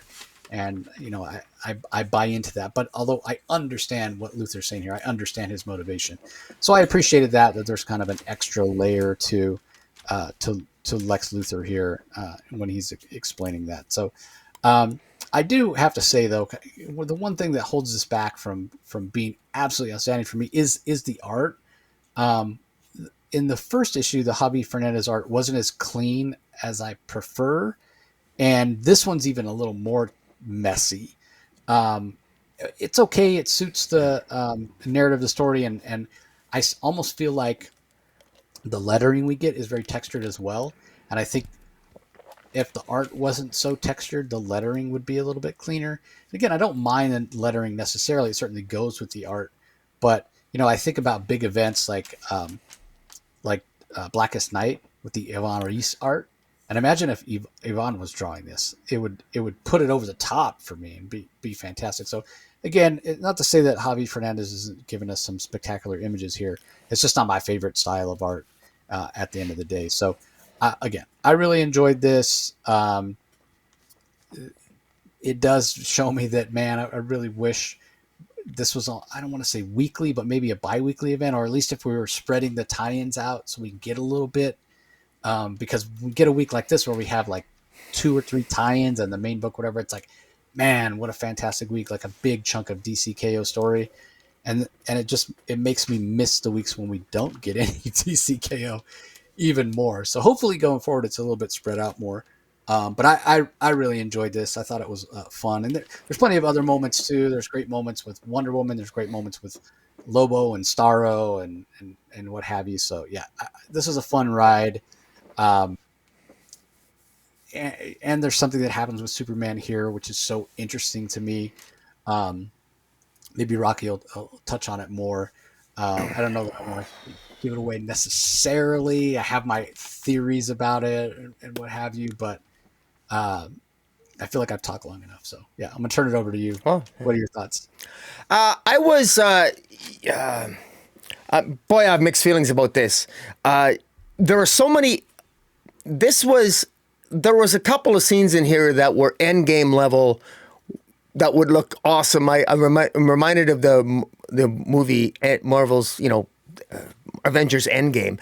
Now, there are some really cool epic moments, but there was also what drowns out all these cool moments for me is just my massive disappointment in that this is only 25 pages long, far too rushed.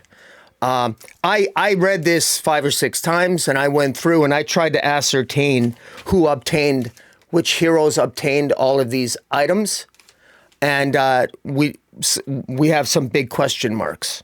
We just straight up do. It's not clear. We never see Big Barda die. We never see Big Barda die. We see Cheetah die. We're told that Power Girl dies. We're told that Power Girl, Firestorm, and Black Lightning are killed by Lex. We're told narratively. We're not shown visually. There are scenes that are a little bit sloppy. I thought the art was wonky in parts. this should have been something. This should have been at least 2 issues long. This should have been at least 60 to this. Why isn't this a 4-issue series? This should have been a weekly series. This is not enough. Too much. 16 people are wiped out of this in this one issue, and I'm sorry, but I feel misled. I think this is on the level of being misled to the level. This is almost Batman and Catman wedding false advertising. That's. I mean, this is 16 being wiped off the table. And now, having said that, there were some cool moments. Scott Snyder has done a really good job scripting. Some of the battle sequences are cool, and how some of them are taken out. I thought it was really good. And so this is why I said this is in my top 5. But it's in my top 5, but I didn't want to put it in my top 5. But I had to put it in my top 5 because it's too consequential, and it does have some cool moments. But boy, I'm disappointed, and not only am I'm disappointed also for a purely subjective reason that people can certainly disagree with me, because I mean the final 16 are I don't like the final 16 at all, and it just seems so contrived, and I can almost guess where it's headed. I just really think this is predictable. If I didn't know better, I think corporate head made the decision. I'm just massively disappointed in that. The strongest point of this issue, though, what probably made me put it on my top 5 is Superman's choice, because there's a mystery item of the Omega Sanction, and Superman manages to acquire that. The reasoning in terms of how Superman acquires that is pretty cool, because it relates back to how Darkseid died in the big event that started this all. And I thought that was pretty cool. And I thought that Superman and Lex Luthor, their interaction was epic. Straight up, I fully side with Lex Luthor. His reasoning was sound. Lex Luthor deserves to win. He should have won this tournament. As far as I'm concerned, Lex Luthor won this round, but that wasn't the rules of this round. All you had to do is end up with with one of the 16 weapons. And I'm not even sure. There's 4 weapons that are unaccounted for, as I can see. We could have easily had another 4 pages. We had Joshua Williamson scripted the interlude pages where I don't know why we were subjected to some past event where Clark Kent and Lois, or Clark Kent, Wonder Woman and Batman are playing a frickin' stupid Dungeons and Dragons game, and they're having some dumb conversation where Batman's talking to Superman about, I think you'd be president one day. What the hell was that? We didn't need that. It didn't add anything to the narrative. I think I know what they were thinking that adds to the narrative, but it was completely unnecessary. It wasn't necessary for the narrative. Everything is explained in the discussions, in the dialogue between Lex and Superman. It was all you needed to understand the gravitas of that moment that Superman does that ultimately ends up allowing him to move to the next round. There were 16 winners here. 16 winners. And you're right. It's a very convenient win for some, because some of them don't deserve to be going on to the next round, in my view. But it's the sporadic nature of it. It shows the schizophrenic nature of the rules, et cetera, et cetera. And it is what it is. And of course, different writers would choose probably different outcomes for who would move on to the next level. So I've got mixed feelings about this. On the one hand, there's some epic moments that put just a huge grin on my face. On the other hand, I was a little bit disappointed. It wrapped up too quickly. It's only because I love this. I love Javier Fernandez's art. I think is good. It's a little bit unclear and dark in some areas, but I thought it felt kinetic. It felt I could feel the stakes.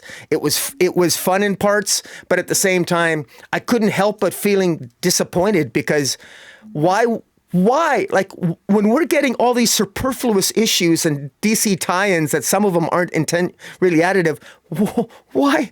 Like, and not only that, given the nature of what we know is coming up and the way some of the people in the battle rounds have come up, where they're focusing on just 2, and why can't we get another issue of this?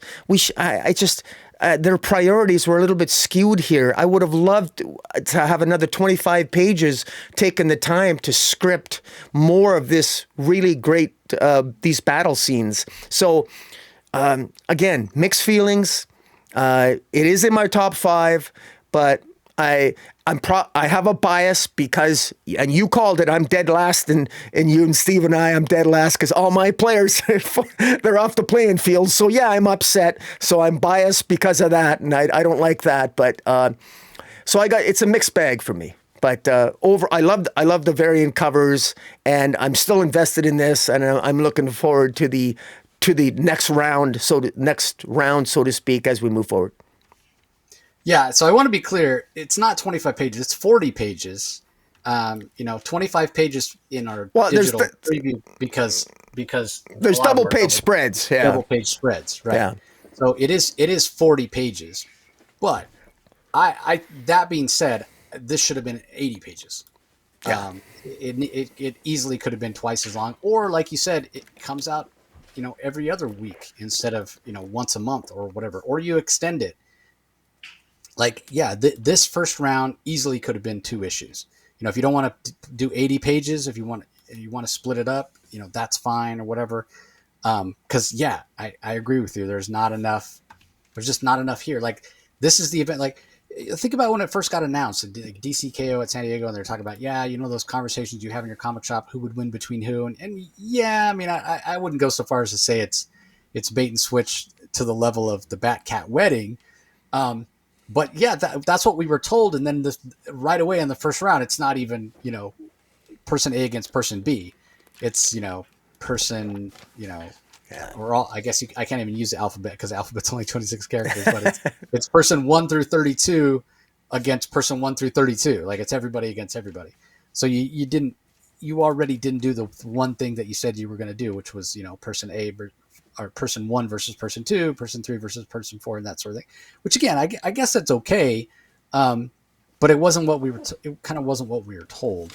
Although, in fairness, Scott Snyder did come out well before this came out and said, "Hey, this is actually going to be like, there's going to be free for all rounds, which kind of like battle royale, and that's fun too.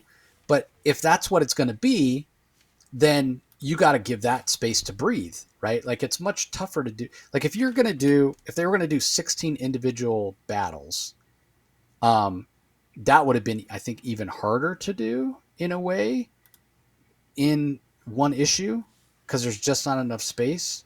But at the same time, it's almost now like you have whatever, 32 factorial is, right? Because like each individual person is going up against the 31 other people. So how many matchups is that, right? Like person A against person 1 against person 2 through 32, person 2 versus person 1 and 3 through 32. Like, that's a huge number of possible matchups, which that's not how it actually is going to play out, right? Because not every person's going to come up against every other person. But as we saw in this issue, there are people that fight against multiple other foes because they go to get one item. Somebody's already there. They fight them for a little bit. They kind of lose and they have to run, kind of retreat and go try to find something else. All that to say, Rocky's 100% correct. This needed, and it would have done more service to the story to give this more space, to have the first round be at least 2 issues. Or just give it more pages. Like, in some way, it 100% did. He did mention Superman getting the Omega sanction, basically those Omega I-beams, which that is the most intriguing thing that I want to see when it comes, because basically the way that they played it out, the way Snyder wrote it, was that Superman realizes what that mystery item is. He realizes it's the Omega sanction. He realizes it's the beams. But in order to get those beams, he's got to do something that the Apocalypse Heart is willing to reward him the Omega sanction for, which you would think anything Superman would do would be antithetical to that. So it's almost like a switch flip. Like, he just decided, oh, I'm going to have to set aside everything that I am. And it's like Superman basically saying, and I'm speculating here, okay, the ends are going to justify the means, which that has never been what Superman is about. Superman has never been willing to compromise his means to meet a certain goal. Yeah, well, he didn't need to compromise. So he just ended up killing himself. So I mean, that was sort of a narrative cheat, right? That's what he did. But I'm saying going for like the Apocalypse Heart has to know what his intentions are, and in order to be rewarded the Omega Sanction, he has to be willing to kill, basically, right? He killed all these elder gods. Now they were already dead, but even so, that's not normal Superman behavior, where he's willing to take any life. But again, this is an and I'm not saying this to complain or to say it wasn't. Cool I think you missed the central point. That Superman never killed anyone. And he just took his own life. And the rule was, in order to get the Omega Sanction, you had to do what Darkseid would do. And Darkseid killed him. Darkseid allowed himself to die in order to become the absolute Darkseid. And Superman thereby that's why Superman stabbed himself with the kryptonite, so he died just before Luthor killed him. And therefore I understand. I understand that point. I understand that yes, he did what Darkseid did. Right. But in a way, that to me, that wasn't anything that wasn't what Superman would do. He's sacrificing himself. Yeah, which that's a completely Superman thing to do. I'm talking about after that. Right. I'm talking about what his intentions are. Like, okay, I'm gonna sacrifice myself. Okay, that's a very Superman thing to do. I don't think inherently him sacrificing himself is why he got the Omega power. Yeah. Because I think he got the Omega power because the decision that he made in that moment is, okay, let me think about what the final power is. Okay, it's not the act of sacrificing himself that gets him that power, in my mind. And it could be wrong, and maybe it'll be explained and maybe it won't. But the idea that, okay, I now know what the final power is, and I want it so badly because I want to win the tournament. And once he gets that power, he does kill. He kills all those elder gods that Luthor were already dead. They were already dead. They were already dead. Yes, yeah. I'm not disagreeing that they were already dead. Luthor resurrected them with the Black Lantern ring, but I'm still saying that even though they were already dead, they were resurrected. They had some semblance of life. That's not something Superman would normally do. And what is it that he's willing to do beyond that, that the Apocalypse Heart, the Heart of Apocalypse, was willing to reward him the Omega beams? Was it that this is going to now be like Christopher Reeve Superman in Superman 3, where we get that dark version of Superman that's willing to like do horrible stuff? Because he realizes, maybe after the conversation that he has with Luthor, maybe after fighting Luthor, maybe after seeing that I can't win if I use the same old Boy Scout tactics that I already do, or that I normally do, and this is so important that I have to be willing to cross a line that I've never been willing to cross before. Right now, I'm not going to go so far as to say, because here I'm the guy who can't stand Zack Snyder's Man of Steel because he snaps Zod's neck. But it's not only that, right? It's also that he's making out with Lois while there's bodies buried in the rubble, and he should be over there looking for survivors, right? So there's multiple things that don't work on that level. But again, the fact that he got Darkseid's power, and what does that mean, and what is he willing to do going forward, is what's going to be so interesting for me. And do I think Scott Snyder and Joshua Williamson will break Superman? And they'll have him do things that are wildly out of character? It might be. I may end up hating this event if it goes a way that I don't see Superman acting. But it could be that it's just something fresh, and Superman again. It's all going to come down to the execution. So that's the most fascinating part about it. But it does seem like I enjoyed it more than you did. But I don't disagree with you that it needed more space to breathe. And it's so interesting too, because again, you only have half of the characters that are moving forward. And I remember when we were making the picks, like I continually said, this is not the person I want to win, not the person I want to pick. Yeah. I based my picks on who I thought editorial would want to see continue. if I would have picked the people that I wanted to win, I'd be down there with you, or maybe even lower. So I'm glad I picked the way that I did, even though I'm still one behind Steve. So Yeah. anyway, let's move on. Up next, we have Batman Green Arrow, The Question, Arcadia, #1. This is a Black Label title, out of regular continuity.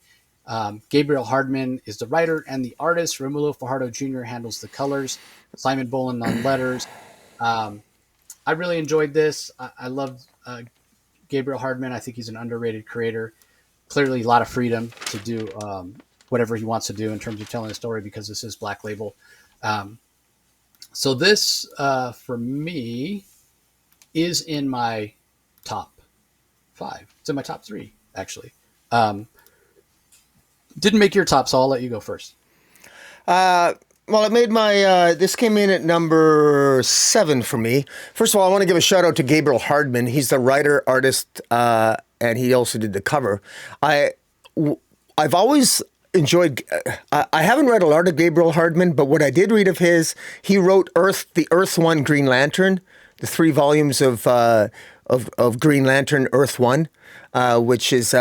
Unfortunately, I don't think DC's ever gone back to it, but I thought him and his wife, I believe, both contributed to that. It was excellent series. I loved his iteration of Green Lantern, and he's done a really good job here. This reminds me of the classic Denny O'Neil Question, and you throw in Oliver Queen, and you throw in Batman.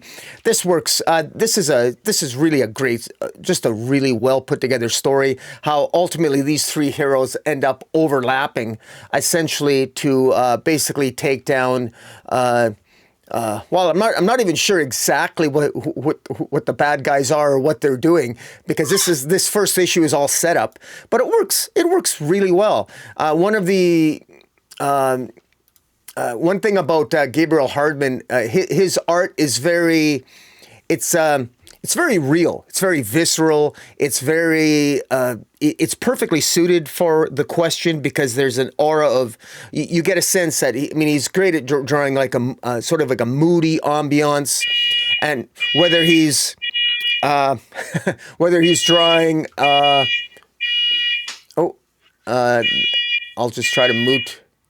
Okay, whether he's drawing Hub City, or whether he's drawing Gotham City or Star City, the reality is that he does a really good job of setting the tone. The action sequences are, I think, just fantastic. I think I love his version of Batman. It feels fresh and new. It's odd that we're getting something like this at a time when so much else is going on in the DC universe right now. You talked earlier, Chase, about how perhaps Absolute titles, as good as they are getting too much of the limelight, because there's some good titles in the mainstream DC universe. Well, this is another one that's a pretty good one too. Green Arrow is great, but it's being canceled. Now we have Arcadia. Maybe this won't get the attention it deserves. I think this at a minimum is probably going to sell really well in trade at the end, because this is just classic. I just think of classic Denny O'Neil like storytelling. Gabriel Hardman is so good at hardcore, visceral stories. I really remember that about his Green Lantern. It's a very sort of down-to-earth, intergalactic tale of Hal Jordan. I encourage people to check out Earth One. You could probably get the Earth One Green Lantern hardcovers because they're just excellent. I recommend people pick this up if you want something different. It's going to be self-contained. I don't know how many issues it is. I don't know if it's going to be 4 or 5 issues, or maybe 3. I'm not really sure, but I'm sure it's only going to probably be no more than 6 issues. This opening issue is 30. I think it's like 35 pages long or something. So it's a good opening issue. This is Black Label. So is this oversized, Jace? Do you know? You're on mute. Sorry, man. Sorry, I had a. I don't think it's oversized. It doesn't appear to be.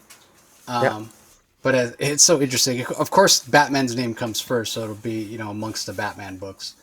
But yeah, it is 32 pages. As far as how many issues it is, there's been 3 issues solicited, so I think that it's 3 issues long. And they are 32 pages, so about a comic and a half. But I agree with you, everything you said about Gabriel Hardman. I mean, his art, he has his kind of own style. It's so grounded, so visceral, and there's a realism to it. And I love how the story starts off. We kind of get 3 different, threads here with Green Arrow and with the Question and with Batman. And they all sort of have their own different ins, if you will, into the central story. There's a lot more questions than answers in this first issue. I'm okay with that because, again, it's 3 issues, so I know we're going to start getting answers relatively quickly. But based on the characterization, because there's a little bit of a kind of a fresh take on the Question, a little bit, or maybe I should say it the other way, almost a throwback take on the Question, as opposed to how he's been portrayed more recently. Batman's pretty spot on. Oliver Queen, a little bit of almost a personality of Oliver where he's a little more hands off, which is a little bit different than the personality of the Oliver Queen that we have in the main DCU. But again, this is Black Label, so that's all okay, and it's in service to the story. So I can't wait to see how this all plays out. It appears that Batman and the Question are going to be on opposite sides of the fight, at least to start. We'll see how that plays out. Introducing Oliver Queen as well is going to be an interesting kind of monkey wrench in the works. So we'll see how that all plays out. But this is just a lot of fun. And again, these types of stories, these types of books where you don't have to read anything that comes before, it's all self-contained. This is the kind of the perfect thing to give to somebody who wants to get into comics. Again, that Gabriel Hardman art is really fantastic. And yeah, I would definitely that main cover is the one that really sticks out for me. There is another cover by Bill Sienkiewicz and then a Kevin Nolan cover that Rocky has on the screen. The main cover is behind me. The Sienkiewicz is behind Rocky. Then the Kevin Nolan's in the center. But for me, that main cover where all the main characters get a chance to shine is the one to pick up. So, all right, up next, we have Immortal Legend Batman, issue number 4. Not sure why there's not a credit page inside, but we have credits on the cover. Kyle Higgins, Matt Groom, they're the writers. Erica Durso and Dan Mora handle the line work. Igor Monti and Tamra Bonvillain on the colors. I don't know who the letterer is. My apologies. The first issue of this has been the best issue so far. Not that I didn't enjoy this, especially the Poison Man, almost the Immortal Legend version of Poison Ivy, but this time it's a guy. And we also are teased at the end with Frostman, who feels like maybe the Immortal Legend version of Mr. Freeze. So this is a lot of fun, and the art is really kinetic and over the top and beautiful color work and everything. But again, it's just, this one is held back for me this week just based on the strength of what a packed week it is. In another week, this one easily could have made my made my top 5. I did enjoy it more than kind of the riddles that we got. Those riddles were too complicated for me. I guess I'm just getting old and not willing to spend much brain power on riddles. So I enjoyed this a lot more than the previous issue. And again, I look forward to seeing the conclusion, because this issue did have the Immortal Robin and the Immortal Nightwing and the Immortal Batman Legend Batman all come together at the end and kind of reconcile and give a little context for what's been going on. So yeah, curious to see how it goes moving forward, and I guess we'll have to wait and see. Anything to add, Rocky? Yeah, I don't really, it's the Poison Man instead of Poison Ivy. I guess we got a gender, for once we have a gender swipe the other way. Instead of Poison Ivy, we have the Poison Man. We also get hints of the Frozen Man at the end.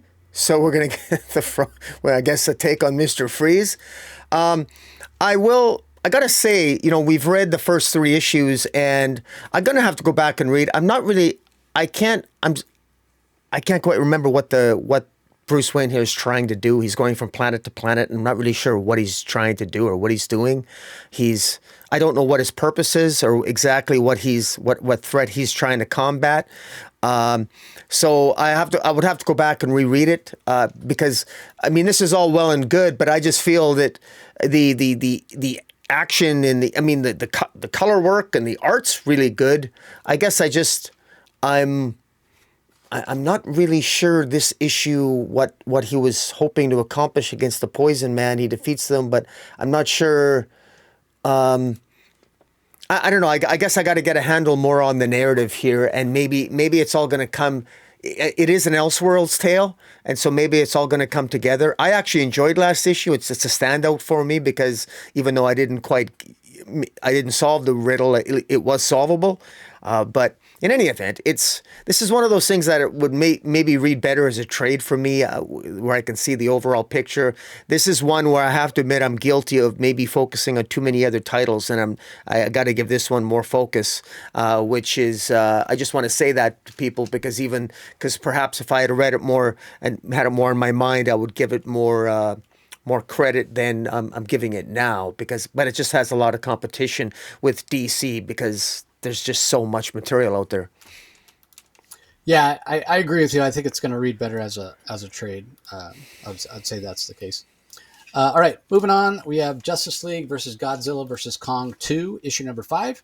Brian Buccellatto is the writer, Christian Duce on art, Luis Guerrero on colors, and Comic Craft's Tyler Smith does the letters. This is another one where I loved it. A lot of fighting, a lot of giant monsters, a lot of kaiju. Gorgeous art by Christian Duce, some really fantastic images. Hal Jordan, Green Lantern, in a giant kind of mech armor fighting against these different villains. They mention Amanda Waller has been killed at least twice in this issue, which always brings a smile to my face. So again, like this is just, it's scratching all my itches. It's right up my alley. But this week is so packed. So this actually came in at number 13 for me. Despite how much I loved seeing Ultimate Lantern and seeing Superman and a lot of these other villains trying to maneuver and manipulate these giant monsters into fighting for one side or the other. And again, the Christian Duce art, like, oh man, the women look powerful, the men look powerful, the villains are devious looking. There's a couple of images, a couple of panels that are full of T-spheres. Like, oh, it's just so many wonderful moments in this. But yeah, it didn't move the plot forward a whole lot. It was a lot of eye candy. And as much as I enjoyed that, it was a little bit lower for me this week because of that and because there's just so many other great books. But I still recommend this series. This is everything that's great about comics because it's so much fun. Go pick up the first volume in trade. Pick up this one either in trade or pick up the individual issues because it's a heck of a lot of fun. And yeah, I mean, it's another one of those kind of fan service things that DC is doing right now. Yeah. Who would win in a fight between King Kong and Superman? Who would win in a fight between King Kong and between Superman and Godzilla? Well, now we have these books to give us the answer. At least in Brian Buccellatto's mind. All right, I didn't make your top 5 either, Rocky. No. Give us your thoughts. Well, I agree with you. Buccellatto does such a great job scripting a fight scene between the. Forgive me, I'm not a Godzilla expert. I don't know the 3-headed dragon. I don't know what that's called that they're fighting. I can't remember, but between Godzilla, Kong. And Kong shows up on the scene while Godzilla and a enlarged Superman and Ultima Lantern are fighting this 3-headed like Hydra dragon. It's epic, and there's all kinds of cool moments of teamwork and just absolute chaos. And it's fun. It's absolutely an adrenaline rush. The Justice League ultimately, Mr. Terrific and the team, they find out that Amanda Waller's been killed. And of course they're shocked, and of course they're shocked because they're too stupid. They're never going to kill Amanda Waller. It takes a bad guy to kill Amanda Waller, and but it's good to, you just know, Jace. I don't want to scare you, Jace, but I'm quite certain that to me, they're mentioning that Amanda Waller is dead too many times for her to actually be dead. She's going to end up, I'm sure she's going to show up and she's going to be even bigger than Godzilla. And she's going to be this hulking disaster. And Godzilla's going to like burn her to death. And then she'll, that would be like an epic way to end this. I know you'd like that. But in any event, I think that Amanda Waller's on the way back. It's just too good to be true. But in any event, this is a lot of fun. Now, there's all kinds of plot. If I'm going to nitpick, there's some plot inconsistencies here, but I just don't care. This is just plain fun. This is absolutely something, along with the first volume of Godzilla, this volume 2, getting, that first one is a hardcover and this one is a hardcover. I think as a nice bookcase. I mean, hopefully we'll have a volume 3 come out soon. DC's really done this well. This has been an absolute joy of a series to read. It's a lot of fun and you can just relax your brain. I would say it's like popcorn fun because if you're going to dissect this plot, there's some holes in it. I'm not going to lie. It's a credit to the creative team when I come across a plot hole in my head and I say to myself, I don't care. And then I keep on smiling and I keep turning the pages. That's a compliment. It's funny that I'm a little bit more unforgiving when it comes to DCKO. I probably need to relax a little bit more at DCKO because that's fun too. So it's funny how that works, but it is what it is. Yeah, well, I mean, this isn't in continuity, and that is, so that makes it a little bit, because I get it. And just for the record, the three-headed dragon that is Godzilla's nemesis is King Ghidorah, I think is. Oh, okay. All right.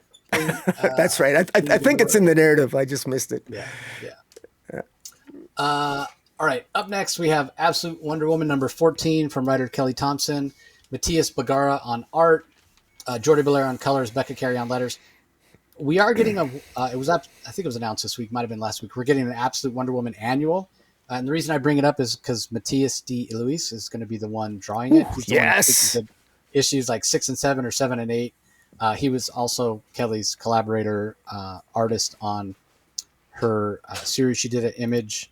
Oh my God! All of a sudden, I'm drawing a blank on the name of it. The Cull. Yeah, the Cull. The Cull. Yeah. And his art is gorgeous. So as soon as I saw that, I was so excited. He posted that on social media. I was so excited that that's coming. As far as this goes, yeah, it was only okay for me. Again, suffers from just an overstuffed week. So it's only down at number 10 for me. I did enjoy it. I enjoyed the explanation of who and why this basically evil, antithetical, electrical version of Absolute Wonder Woman exists. I think it was really cool. Like, that was my favorite part of the story. But it's not Hayden Sherman on art, who, if it's not going to be Mattia D. Luis, then I want Hayden Sherman on it. But I get it. It's impossible with the level of detail the comic artists put into books these days to do, every single monthly issue. But the Begera art is not my favorite style, and there just wasn't a lot for me to grab onto here other than that cool explanation for why this villain exists. So yeah, and based on it being such a crowded week, it got kind of pushed down lower toward the bottom for me.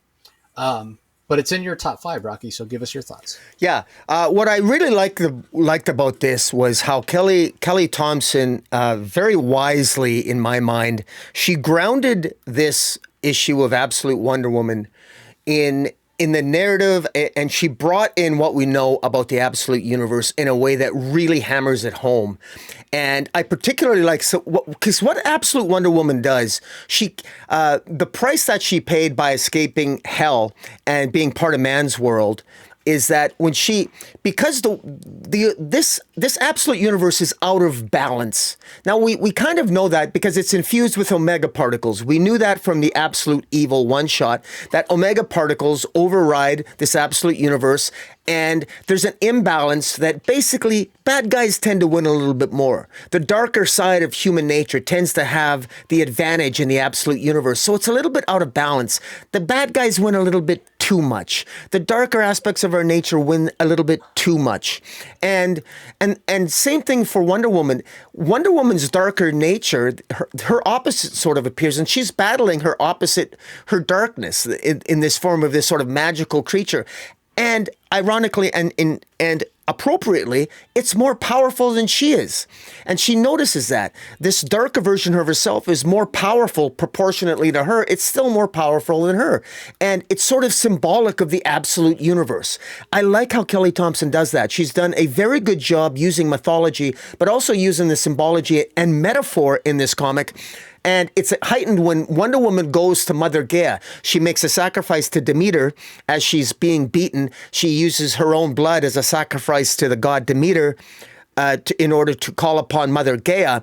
And she gets Mother Gaia herself to realize, finally, that the Earth itself is in a state of imbalance. And as Wonder Woman tells, at first Mother Gaia, the goddess Gaia, doesn't believe Wonder Woman that there's something wrong with the Earth. But Wonder Woman tells her that sometimes the closer you are to something, the harder it is to truly see it.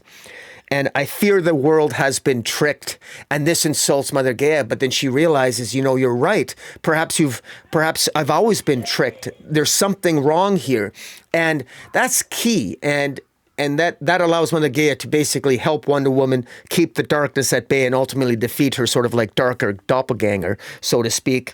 And while this is going on, we get the first appearance of Zatanna, which is, I think, fantastic because second appearance. Thank you very much. Second appearance is Zatanna. I was thinking more in terms of I was being misled because I was thinking of the cover appearance, which is next issue. But this I guess second in-story appearance of Zatanna is very interesting. She does speak backwards. She has that in common with her mainstream counterpart. She basically tells Diana, when Diana is temporarily sort of knocked unconscious by her battle with her doppelganger, she says to Diana, "I bind you to me while in my presence. Your voice is mine alone." She repeats that on and on. "I bind you to me while in my presence, your voice is mine alone." Ultimately, that curse, Wonder Woman is aware that she's had a binding curse put on her, but she doesn't know as of the end of this issue, obviously, what's going to be the consequence of that. Obviously, we're likely going to find out next issue, but very well done. We also know that Zatanna probably she compliments Diana on her eyes. She's got beautiful eyes. And so we know that this binding spell is going to have an impact on Wonder Woman, but we don't know what exactly it is yet. But I thought the artwork's fine. The art didn't bother me at all. I thought the art worked well. I thought Begera on the art did a very good job sort of artistically rendering, especially in the conversation between Wonder Woman and Mother Gaia, just how there's an imbalance in this absolute universe. And I think it really made the point and rammed the point home. And I thought that was particularly effective because it sort of brings in all the absolute universe into play. And then, of course, at the very last panel, there's Wonder Woman discovers that the mark of Hecate, the I guess demon goddess or whatever, has the sign is in Gotham. So next issue will be Wonder Woman and Batman teaming up, which is go to your local retailer, guys, order all the covers, have some fun. Absolute Universe, that's what I did. And I'm not normally a cover guy, but boy oh boy, there's some of the variant covers for that first Wonder Woman, Batman, Absolute Wonder Woman, Absolute Batman team up. To me, it's a must. Anyways, I love this issue, and I continue to love the Absolute Universe. But I will say I thought she broke the binding spell. I could be wrong. Maybe we will see consequences, but I thought that was the point, that she broke the binding spell. But who knows? Maybe she was partially bound to Zatanna. Guess we'll have to wait and see. And I will say the argument could be made that that you're right, and this is her first appearance, because in the last, when she last appeared, which I remember you missed the page. It was so crazy. Mm-hmm. It's just her on it's a full page splash of her, in the clutches of whatever who's the villain? Veronica Cale. Veronica Cale, yeah. In the clutches of Veronica Cale. But she's muzzled and she's in a straitjacket and she doesn't say anything. So, yeah. If we take a page out of, Wolverine, whatever, he shows up on the final page of 181, and that's considered his first appearance. But really it's, or is it 180? Anyway, Yeah. Ultimately the collecting community ends up deciding which one they want to consider the first appearance. So maybe it'll be last issue, maybe it'll 13, maybe it'll end up being 14. But this is definitely her first full appearance, and then obviously cover appearance to come later. But very intrigued by if she's gonna like. Did they make her a bad guy? It's gonna be interesting if that's the case. Yeah. Interesting. Uh, all right. Up next, we have DC's Christmas story or Christmas anthology for this season. It's DC's I Saw Ma Hunkel Kissing Santa Claus. There's various stories in here.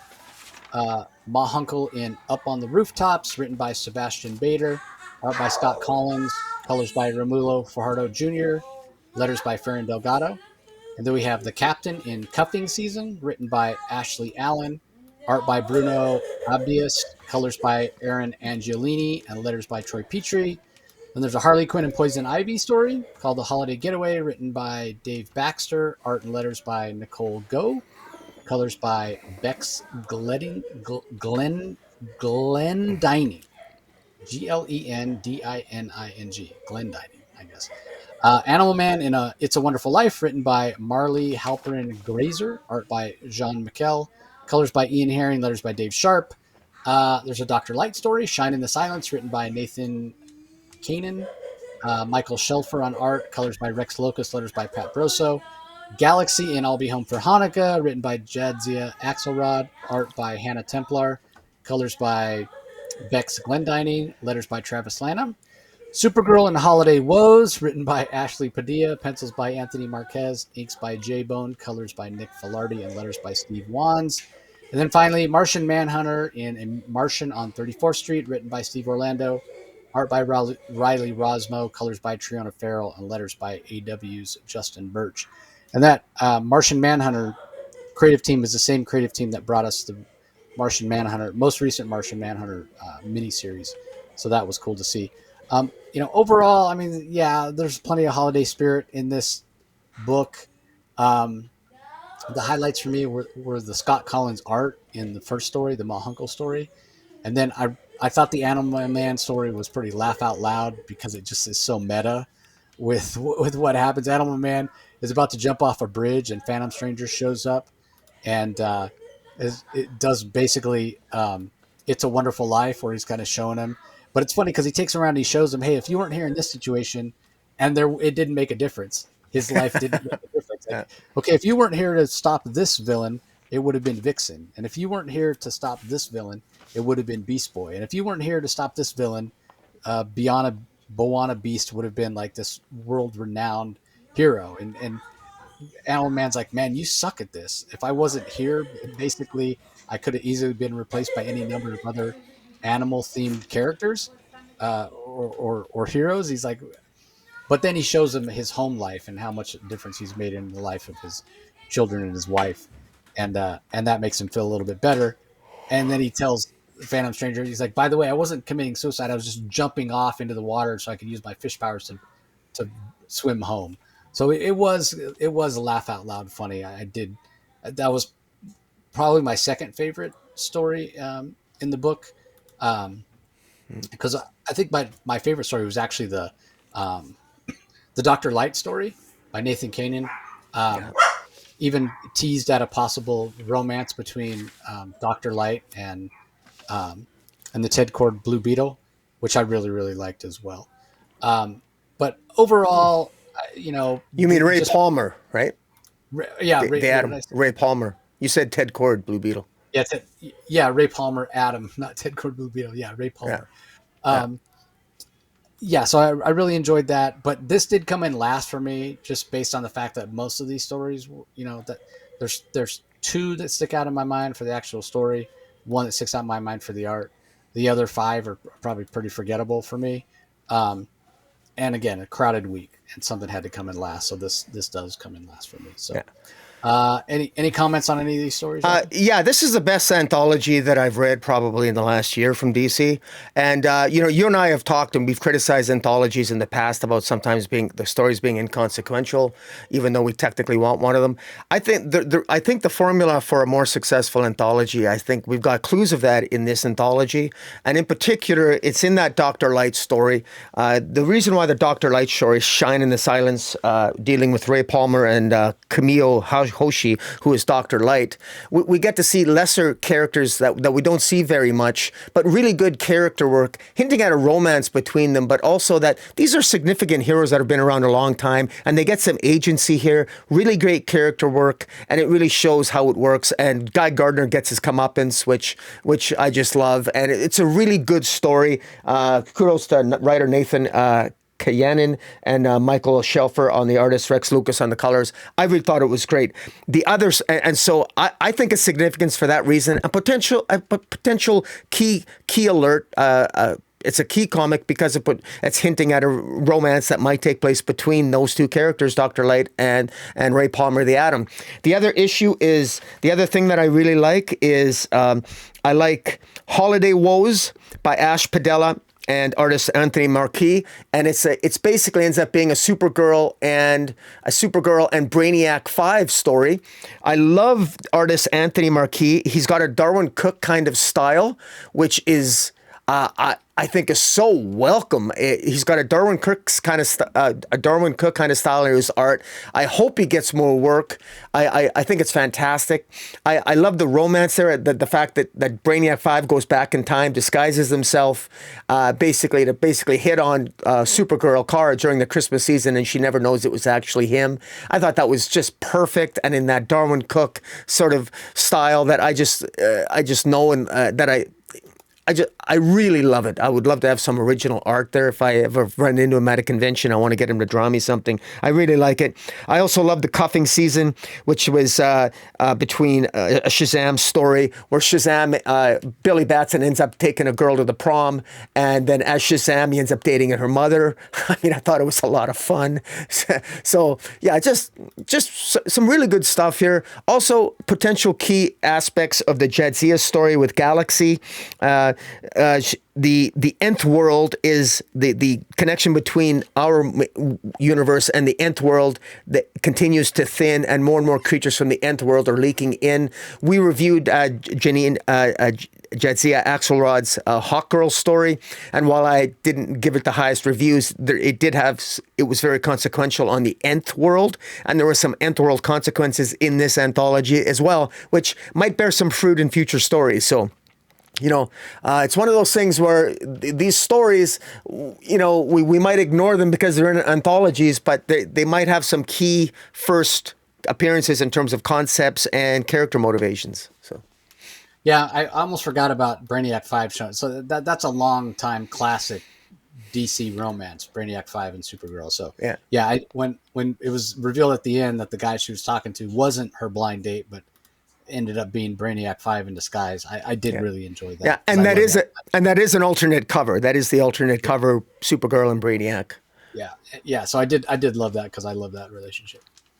All right, last book we're going to talk about in detail. It makes both of our top 5. It's Absolute Batman 14. Conclusion. Holy crap! The conclusion of the Abomination. Oh my God! Scott Snyder writing, Nick Dragotta arting, them going like completely over the top. This is so ridiculous, but in the best kind of way. We have Frank Martin on colors, Clayton Cowell on letters. I expect this to sell really well. Already people have been talking about it on social media. It's so ridiculous, but again, in the best possible way. Like right from the start with a page that has like 30 panels on it.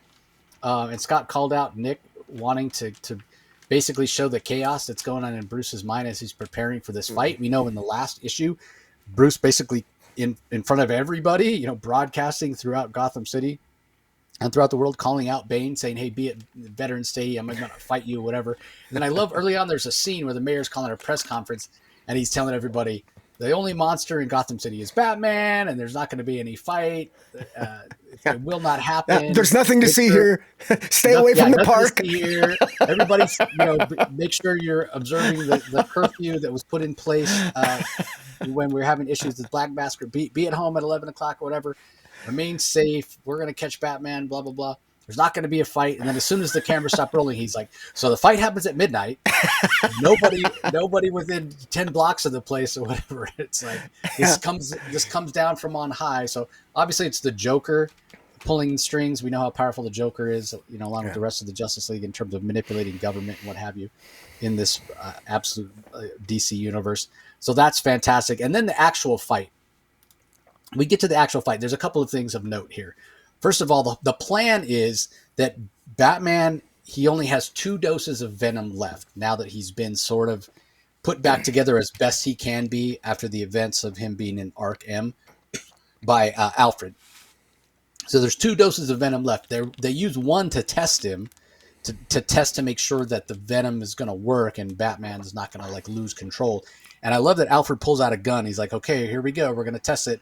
And if it goes wrong, basically it's intimated that he's going to just shoot Bruce Wayne in the head and kill him. So they test it. Apparently the test is good. So the plan is for him to go and fight Bane and try to goad Bane into using so much venom that Bane kind of maxes out on venom.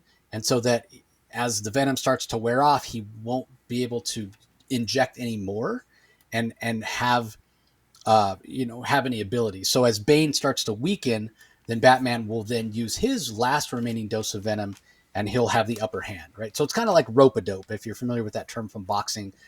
Older boxers would use it. Muhammad Ali used it kind of later in his career, where he'd go stand in the corner and just play defense until the other guy tired himself out, and then he'd come out swinging or whatever. So it's that idea, right?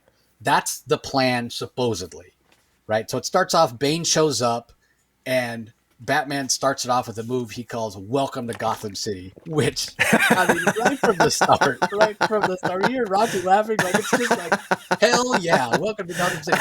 What Batman does is he's planted explosives in a skyscraper like that's across the street or adjacent to the stadium. And Batman manipulates it so that Bane's standing in a particular place. He fires off these explosions, and the whole top 2/3 of the skyscraper falls down on Bane. And I love the fact that they call this "Welcome to Gotham City." So he drops a skyscraper. He drops Nakatomi Plaza on top of Bane's head to get him to start using venom. And it works. It completely works. Bane crawls out of the wreckage, and he's all beefed up or whatever because he's had to use, a bunch of venom in order to survive this. And there's a scene with Alfred shooting Bane with the Batmobile. There's another scene where Batman rips out one of Bane's eyeballs, and all through the fight, Bane keeps injecting venom and he keeps getting bigger and bigger and more powerful. He unleashes Killer Croc, Waylon Jones in his like full crocodile form, Bane is fighting against him again, popping more venom, to the point where Bane, he severs his spine, he cuts off his arms. Like, Bane is getting to be gigantic. He's so big in context of the stadium. Like, if you go back and look at the early images from Jagoda and the size of Bane and Batman when they're kind of standing in the middle of the stadium, and then he's like Godzilla at this point. And there's an overhead shot of Bane where his head is so tiny on this giant body. And then Batman he starts taking some beatings. But he refuses to use the venom. And they're like testing Bane's cells and like, man, maybe Bane doesn't have an upper limit of how much venom he can take. And even Alfred is encouraging Batman, hey, take the venom. It's your only chance of making it out here alive. You're never going to beat him. And Batman's like, I'll use it. And he actually has Catwoman fire venom. So the last remaining dose of venom that Batman had, he had Catwoman weaponize it and put it into this automatic weapon, and she just starts firing all these darts filled with Bane into Bane's body, to the point where he finally does overdose on the Bane, and he overdose on the venom. He basically gets so big that he explodes, and it's just like this big gooey mess that Batman then uses the Batmobile because the Batmobile is a giant dump truck, and he takes it out to Gotham Harbor and just dumps him in the harbor. Just this gooey mess of what Bane actually is. So I mean, it's just so over the top and incredible. And I love what Alfred says as when he sees this happen, when he sees Batman do this, because he says that the point of Batman, he's not fighting the war to win. He's fighting the fight to fight. Victory isn't the point. The fight itself is the point, which is about the most Batman AF thing that you can think of, right? Like when we talk about how Scott Snyder describes Absolute Batman as Batman AF, Batman who's always advancing. The point isn't necessarily to win, the particular fight. He's playing a longer game than that. And this is a Batman that doesn't have to always win, which maybe is the biggest difference between this Batman and the main universe Batman. The main universe Batman always wins. This Batman doesn't have to always win. If the point is the fight, the point is to show everybody else that feels downtrodden and feels forgotten and feels overlooked and neglected, that you can fight back. That's the point, to fight and to inspire other people to fight. Whether you win or not doesn't necessarily matter as much as the fact that you're willing to stand up for yourself and fight for Gotham City, for the people of Gotham City, for his friends, for anybody who feels like they've been beaten down or taken advantage of, or they're not in a position that's tenable, not in a position they can win. It's not the point of fighting to win. The point of fighting is to fight, that you're standing. Like, I love that concept. It's never been more laid bare of how different this absolute version of Batman is than the regular Batman, than in those ideas, in that concept that Snyder introduces us to. And then the final thing I'll mention is, Bane has talked about wanting to defeat a Batman and then have Batman take his place in the Joker's organization, because Bruce Wayne has been the one other individual who has survived this Venom procedure. And, Bane has been like, I've been fighting so long. He just wants to go back to Santa Pricia and be with his family. And so his hope is to break Batman and get Batman to agree to take his place in the organization of the Joker. But what happens is, after Batman dumps Bane's body into the bay, somebody from the Joker organization goes and gets his brain and his eyeballs back, and puts him in a tank so he can start to regenerate. And Joker's like, I don't want you distracted anymore, thinking about going and lying on a beach in Santa Pricia. And the issue ends with the Joker bombing the island of Santa Pricia with nuclear weapons.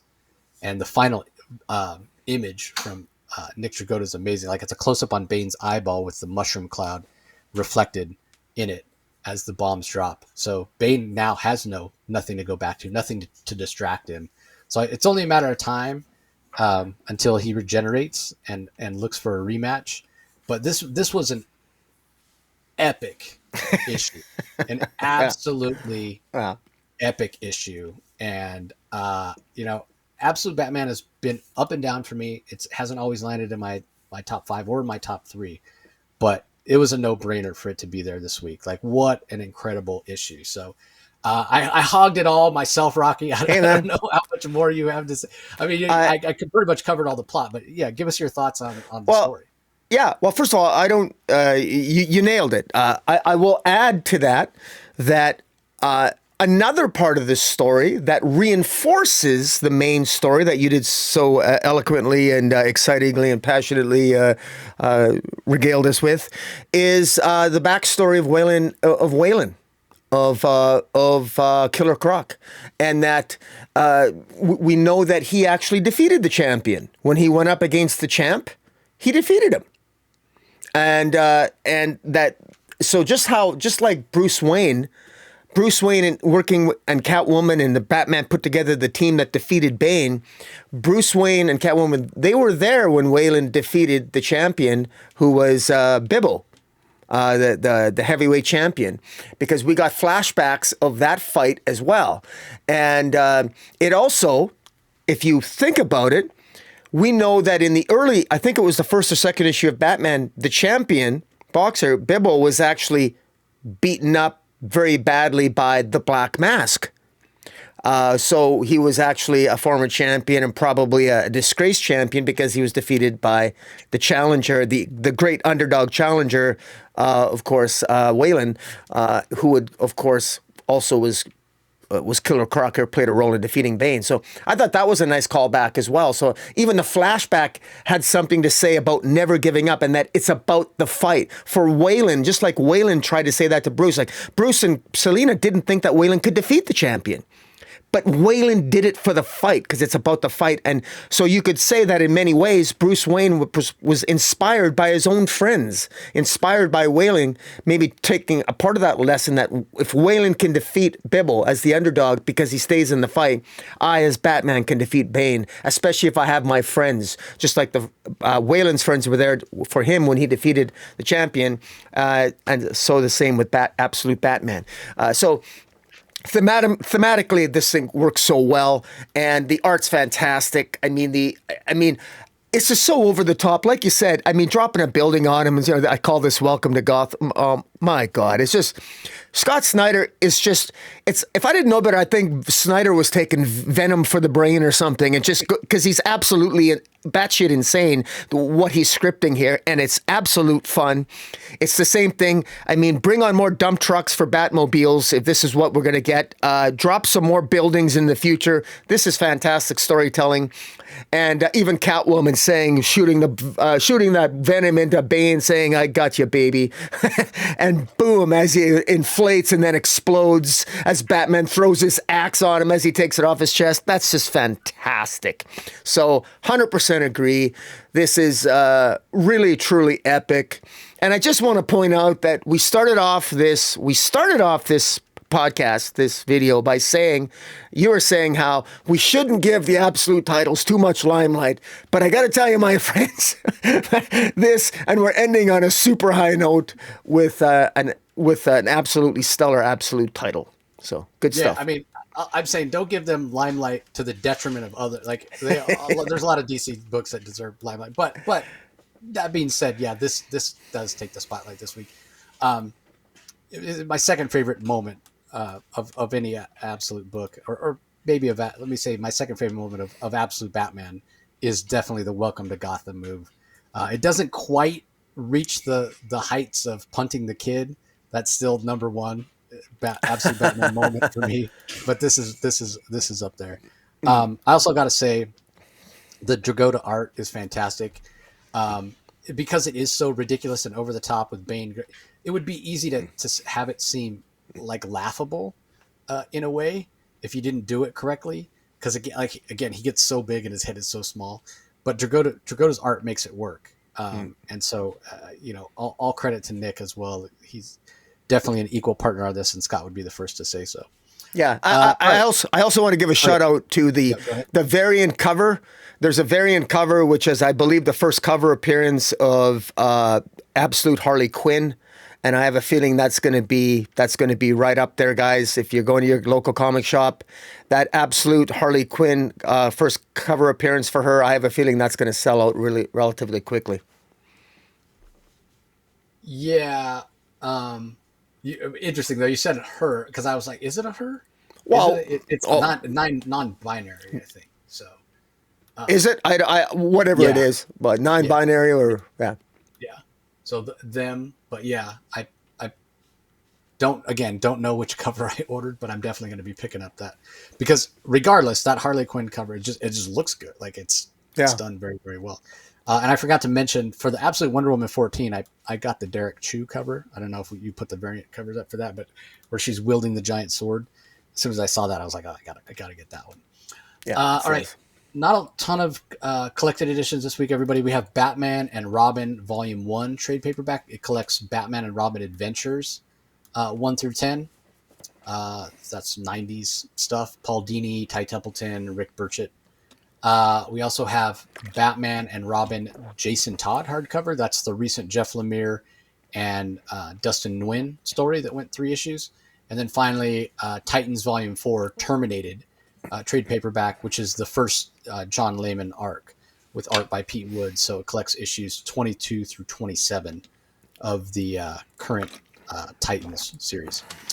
All right, I think you went first last week, so I'll go first this week with my rankings. Coming at number 15, still really, really enjoyable, though, is the DC's I Saw Ma Hunkel Kissing Santa Claus. Number 14 for me, Trinity, Daughter of Wonder Woman, number 5. Coming in at 13, Justice League versus Godzilla versus Kong 2, number 5, 5th issue. Coming in at number 12, I've got Harley Quinn, number 56. At number 11 is Immortal Legend Batman, issue number 4. Coming in at 10 is Absolute Wonder Woman 14. At number 9 is The Flash, number 27. At number 8, I have Justice League Unlimited, number 13. At number 7, Green Arrow 30. At number 6, I have Green Lantern, number 29. Sorry, Jeremy. At number 5, Detective Comics, number 1103. At number 4, Superman 32. At number 3, DCKO number 2. At number 2, I have the Batman Green Arrow, The Question, Arcadia number 1. And number 1, for the second issue in a row, is Absolute Batman number 14. I didn't originally have that as my number 1. When I first did my rankings, I actually had Batman Green Arrow Question as number 1. But the more I thought about it, the more I was like, I think I got to give the nod to Absolute Batman. So I swapped it like right before we started recording. All right, I have a feeling we might be on the same page here, but give us your pick. Right? Yeah, coming in at number 15, Trinity, Daughter of Wonder Woman, issue 5. Coming in at number 14, Harley Quinn 56. 13, DC's I Saw Ma Hunkel Kissing Santa Claus.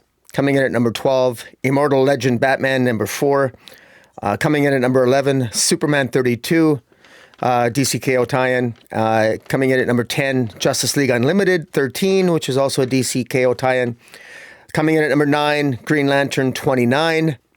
Coming in at number 8, Justice League v Godzilla v Kong 2, issue 5. Coming in at number 7, Arcadia, Batman Green Arrow and the Question, issue 1. Coming in at number 6, Green Arrow, issue 30. My top 5 are, coming in at 5, Flash 27. Coming in at number 4, DCKO, issue 2. Coming in at number 3, Absolute Wonder Woman, number 14. Coming in at number 2, Detective Comics 1103. Tom Taylor did such a great job. Best Lois Lane story I've read in decades. And coming in at number 1, it was fairly easy choice for me. Absolute Batman as well, number 14. It was that good. Just a fantastic issue. Just again, just absolute epic. I mean, what a great time to. It's fantastic. I love the Absolute titles. Just continue to get better and better. Yeah. Welcome to Gotham, everybody. This book will drop a skyscraper on your head. It's so fantastic. And last thought about this book. So I mentioned Scott Snyder posting on social media about that opening page because somebody was like, "Man, you really asked Nick to draw a lot," and Scott was like, "No, I didn't at all. You didn't call out this many panels, whatever. That's Nick being Nick and wanting to show kind of the chaos of Bruce's mind and all the things that are running through his mind as he's preparing to fight Bane." And I responded to that post by Scott by saying, I talked to Nick at New York Comic Con, and I told him this when I talked to him.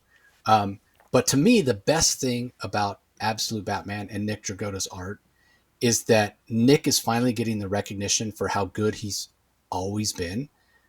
And if you don't believe that's the case, go and read East of West that he did with Jonathan Hickman. Because his art there is fucking amazing. It's just as good as the art here. It's a different style. It's a little bit cleaner because it's a different story, a different style of story with kind of the stark dystopian future, what have you. But the art is incredible, and like he should have gotten so much recognition for how incredible that art was. But it was an independent title. And it was a little weird, and and it kind of flew under the radar. And now that Nick is on, probably the best-selling comic that is for the year of 2025, it's great that he's getting the recognition that he probably always deserved. Like, that is because he's such a great guy.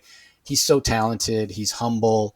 And so to me, that's one of the best things about the success of Absolute Batman, is that it's shining a light on how great Nick is. There's other aspects of the Absolute line overall that are really positive that I actually chatted with Jeremy Adams about today, like I mentioned earlier. So look for that fireside chat coming up soon.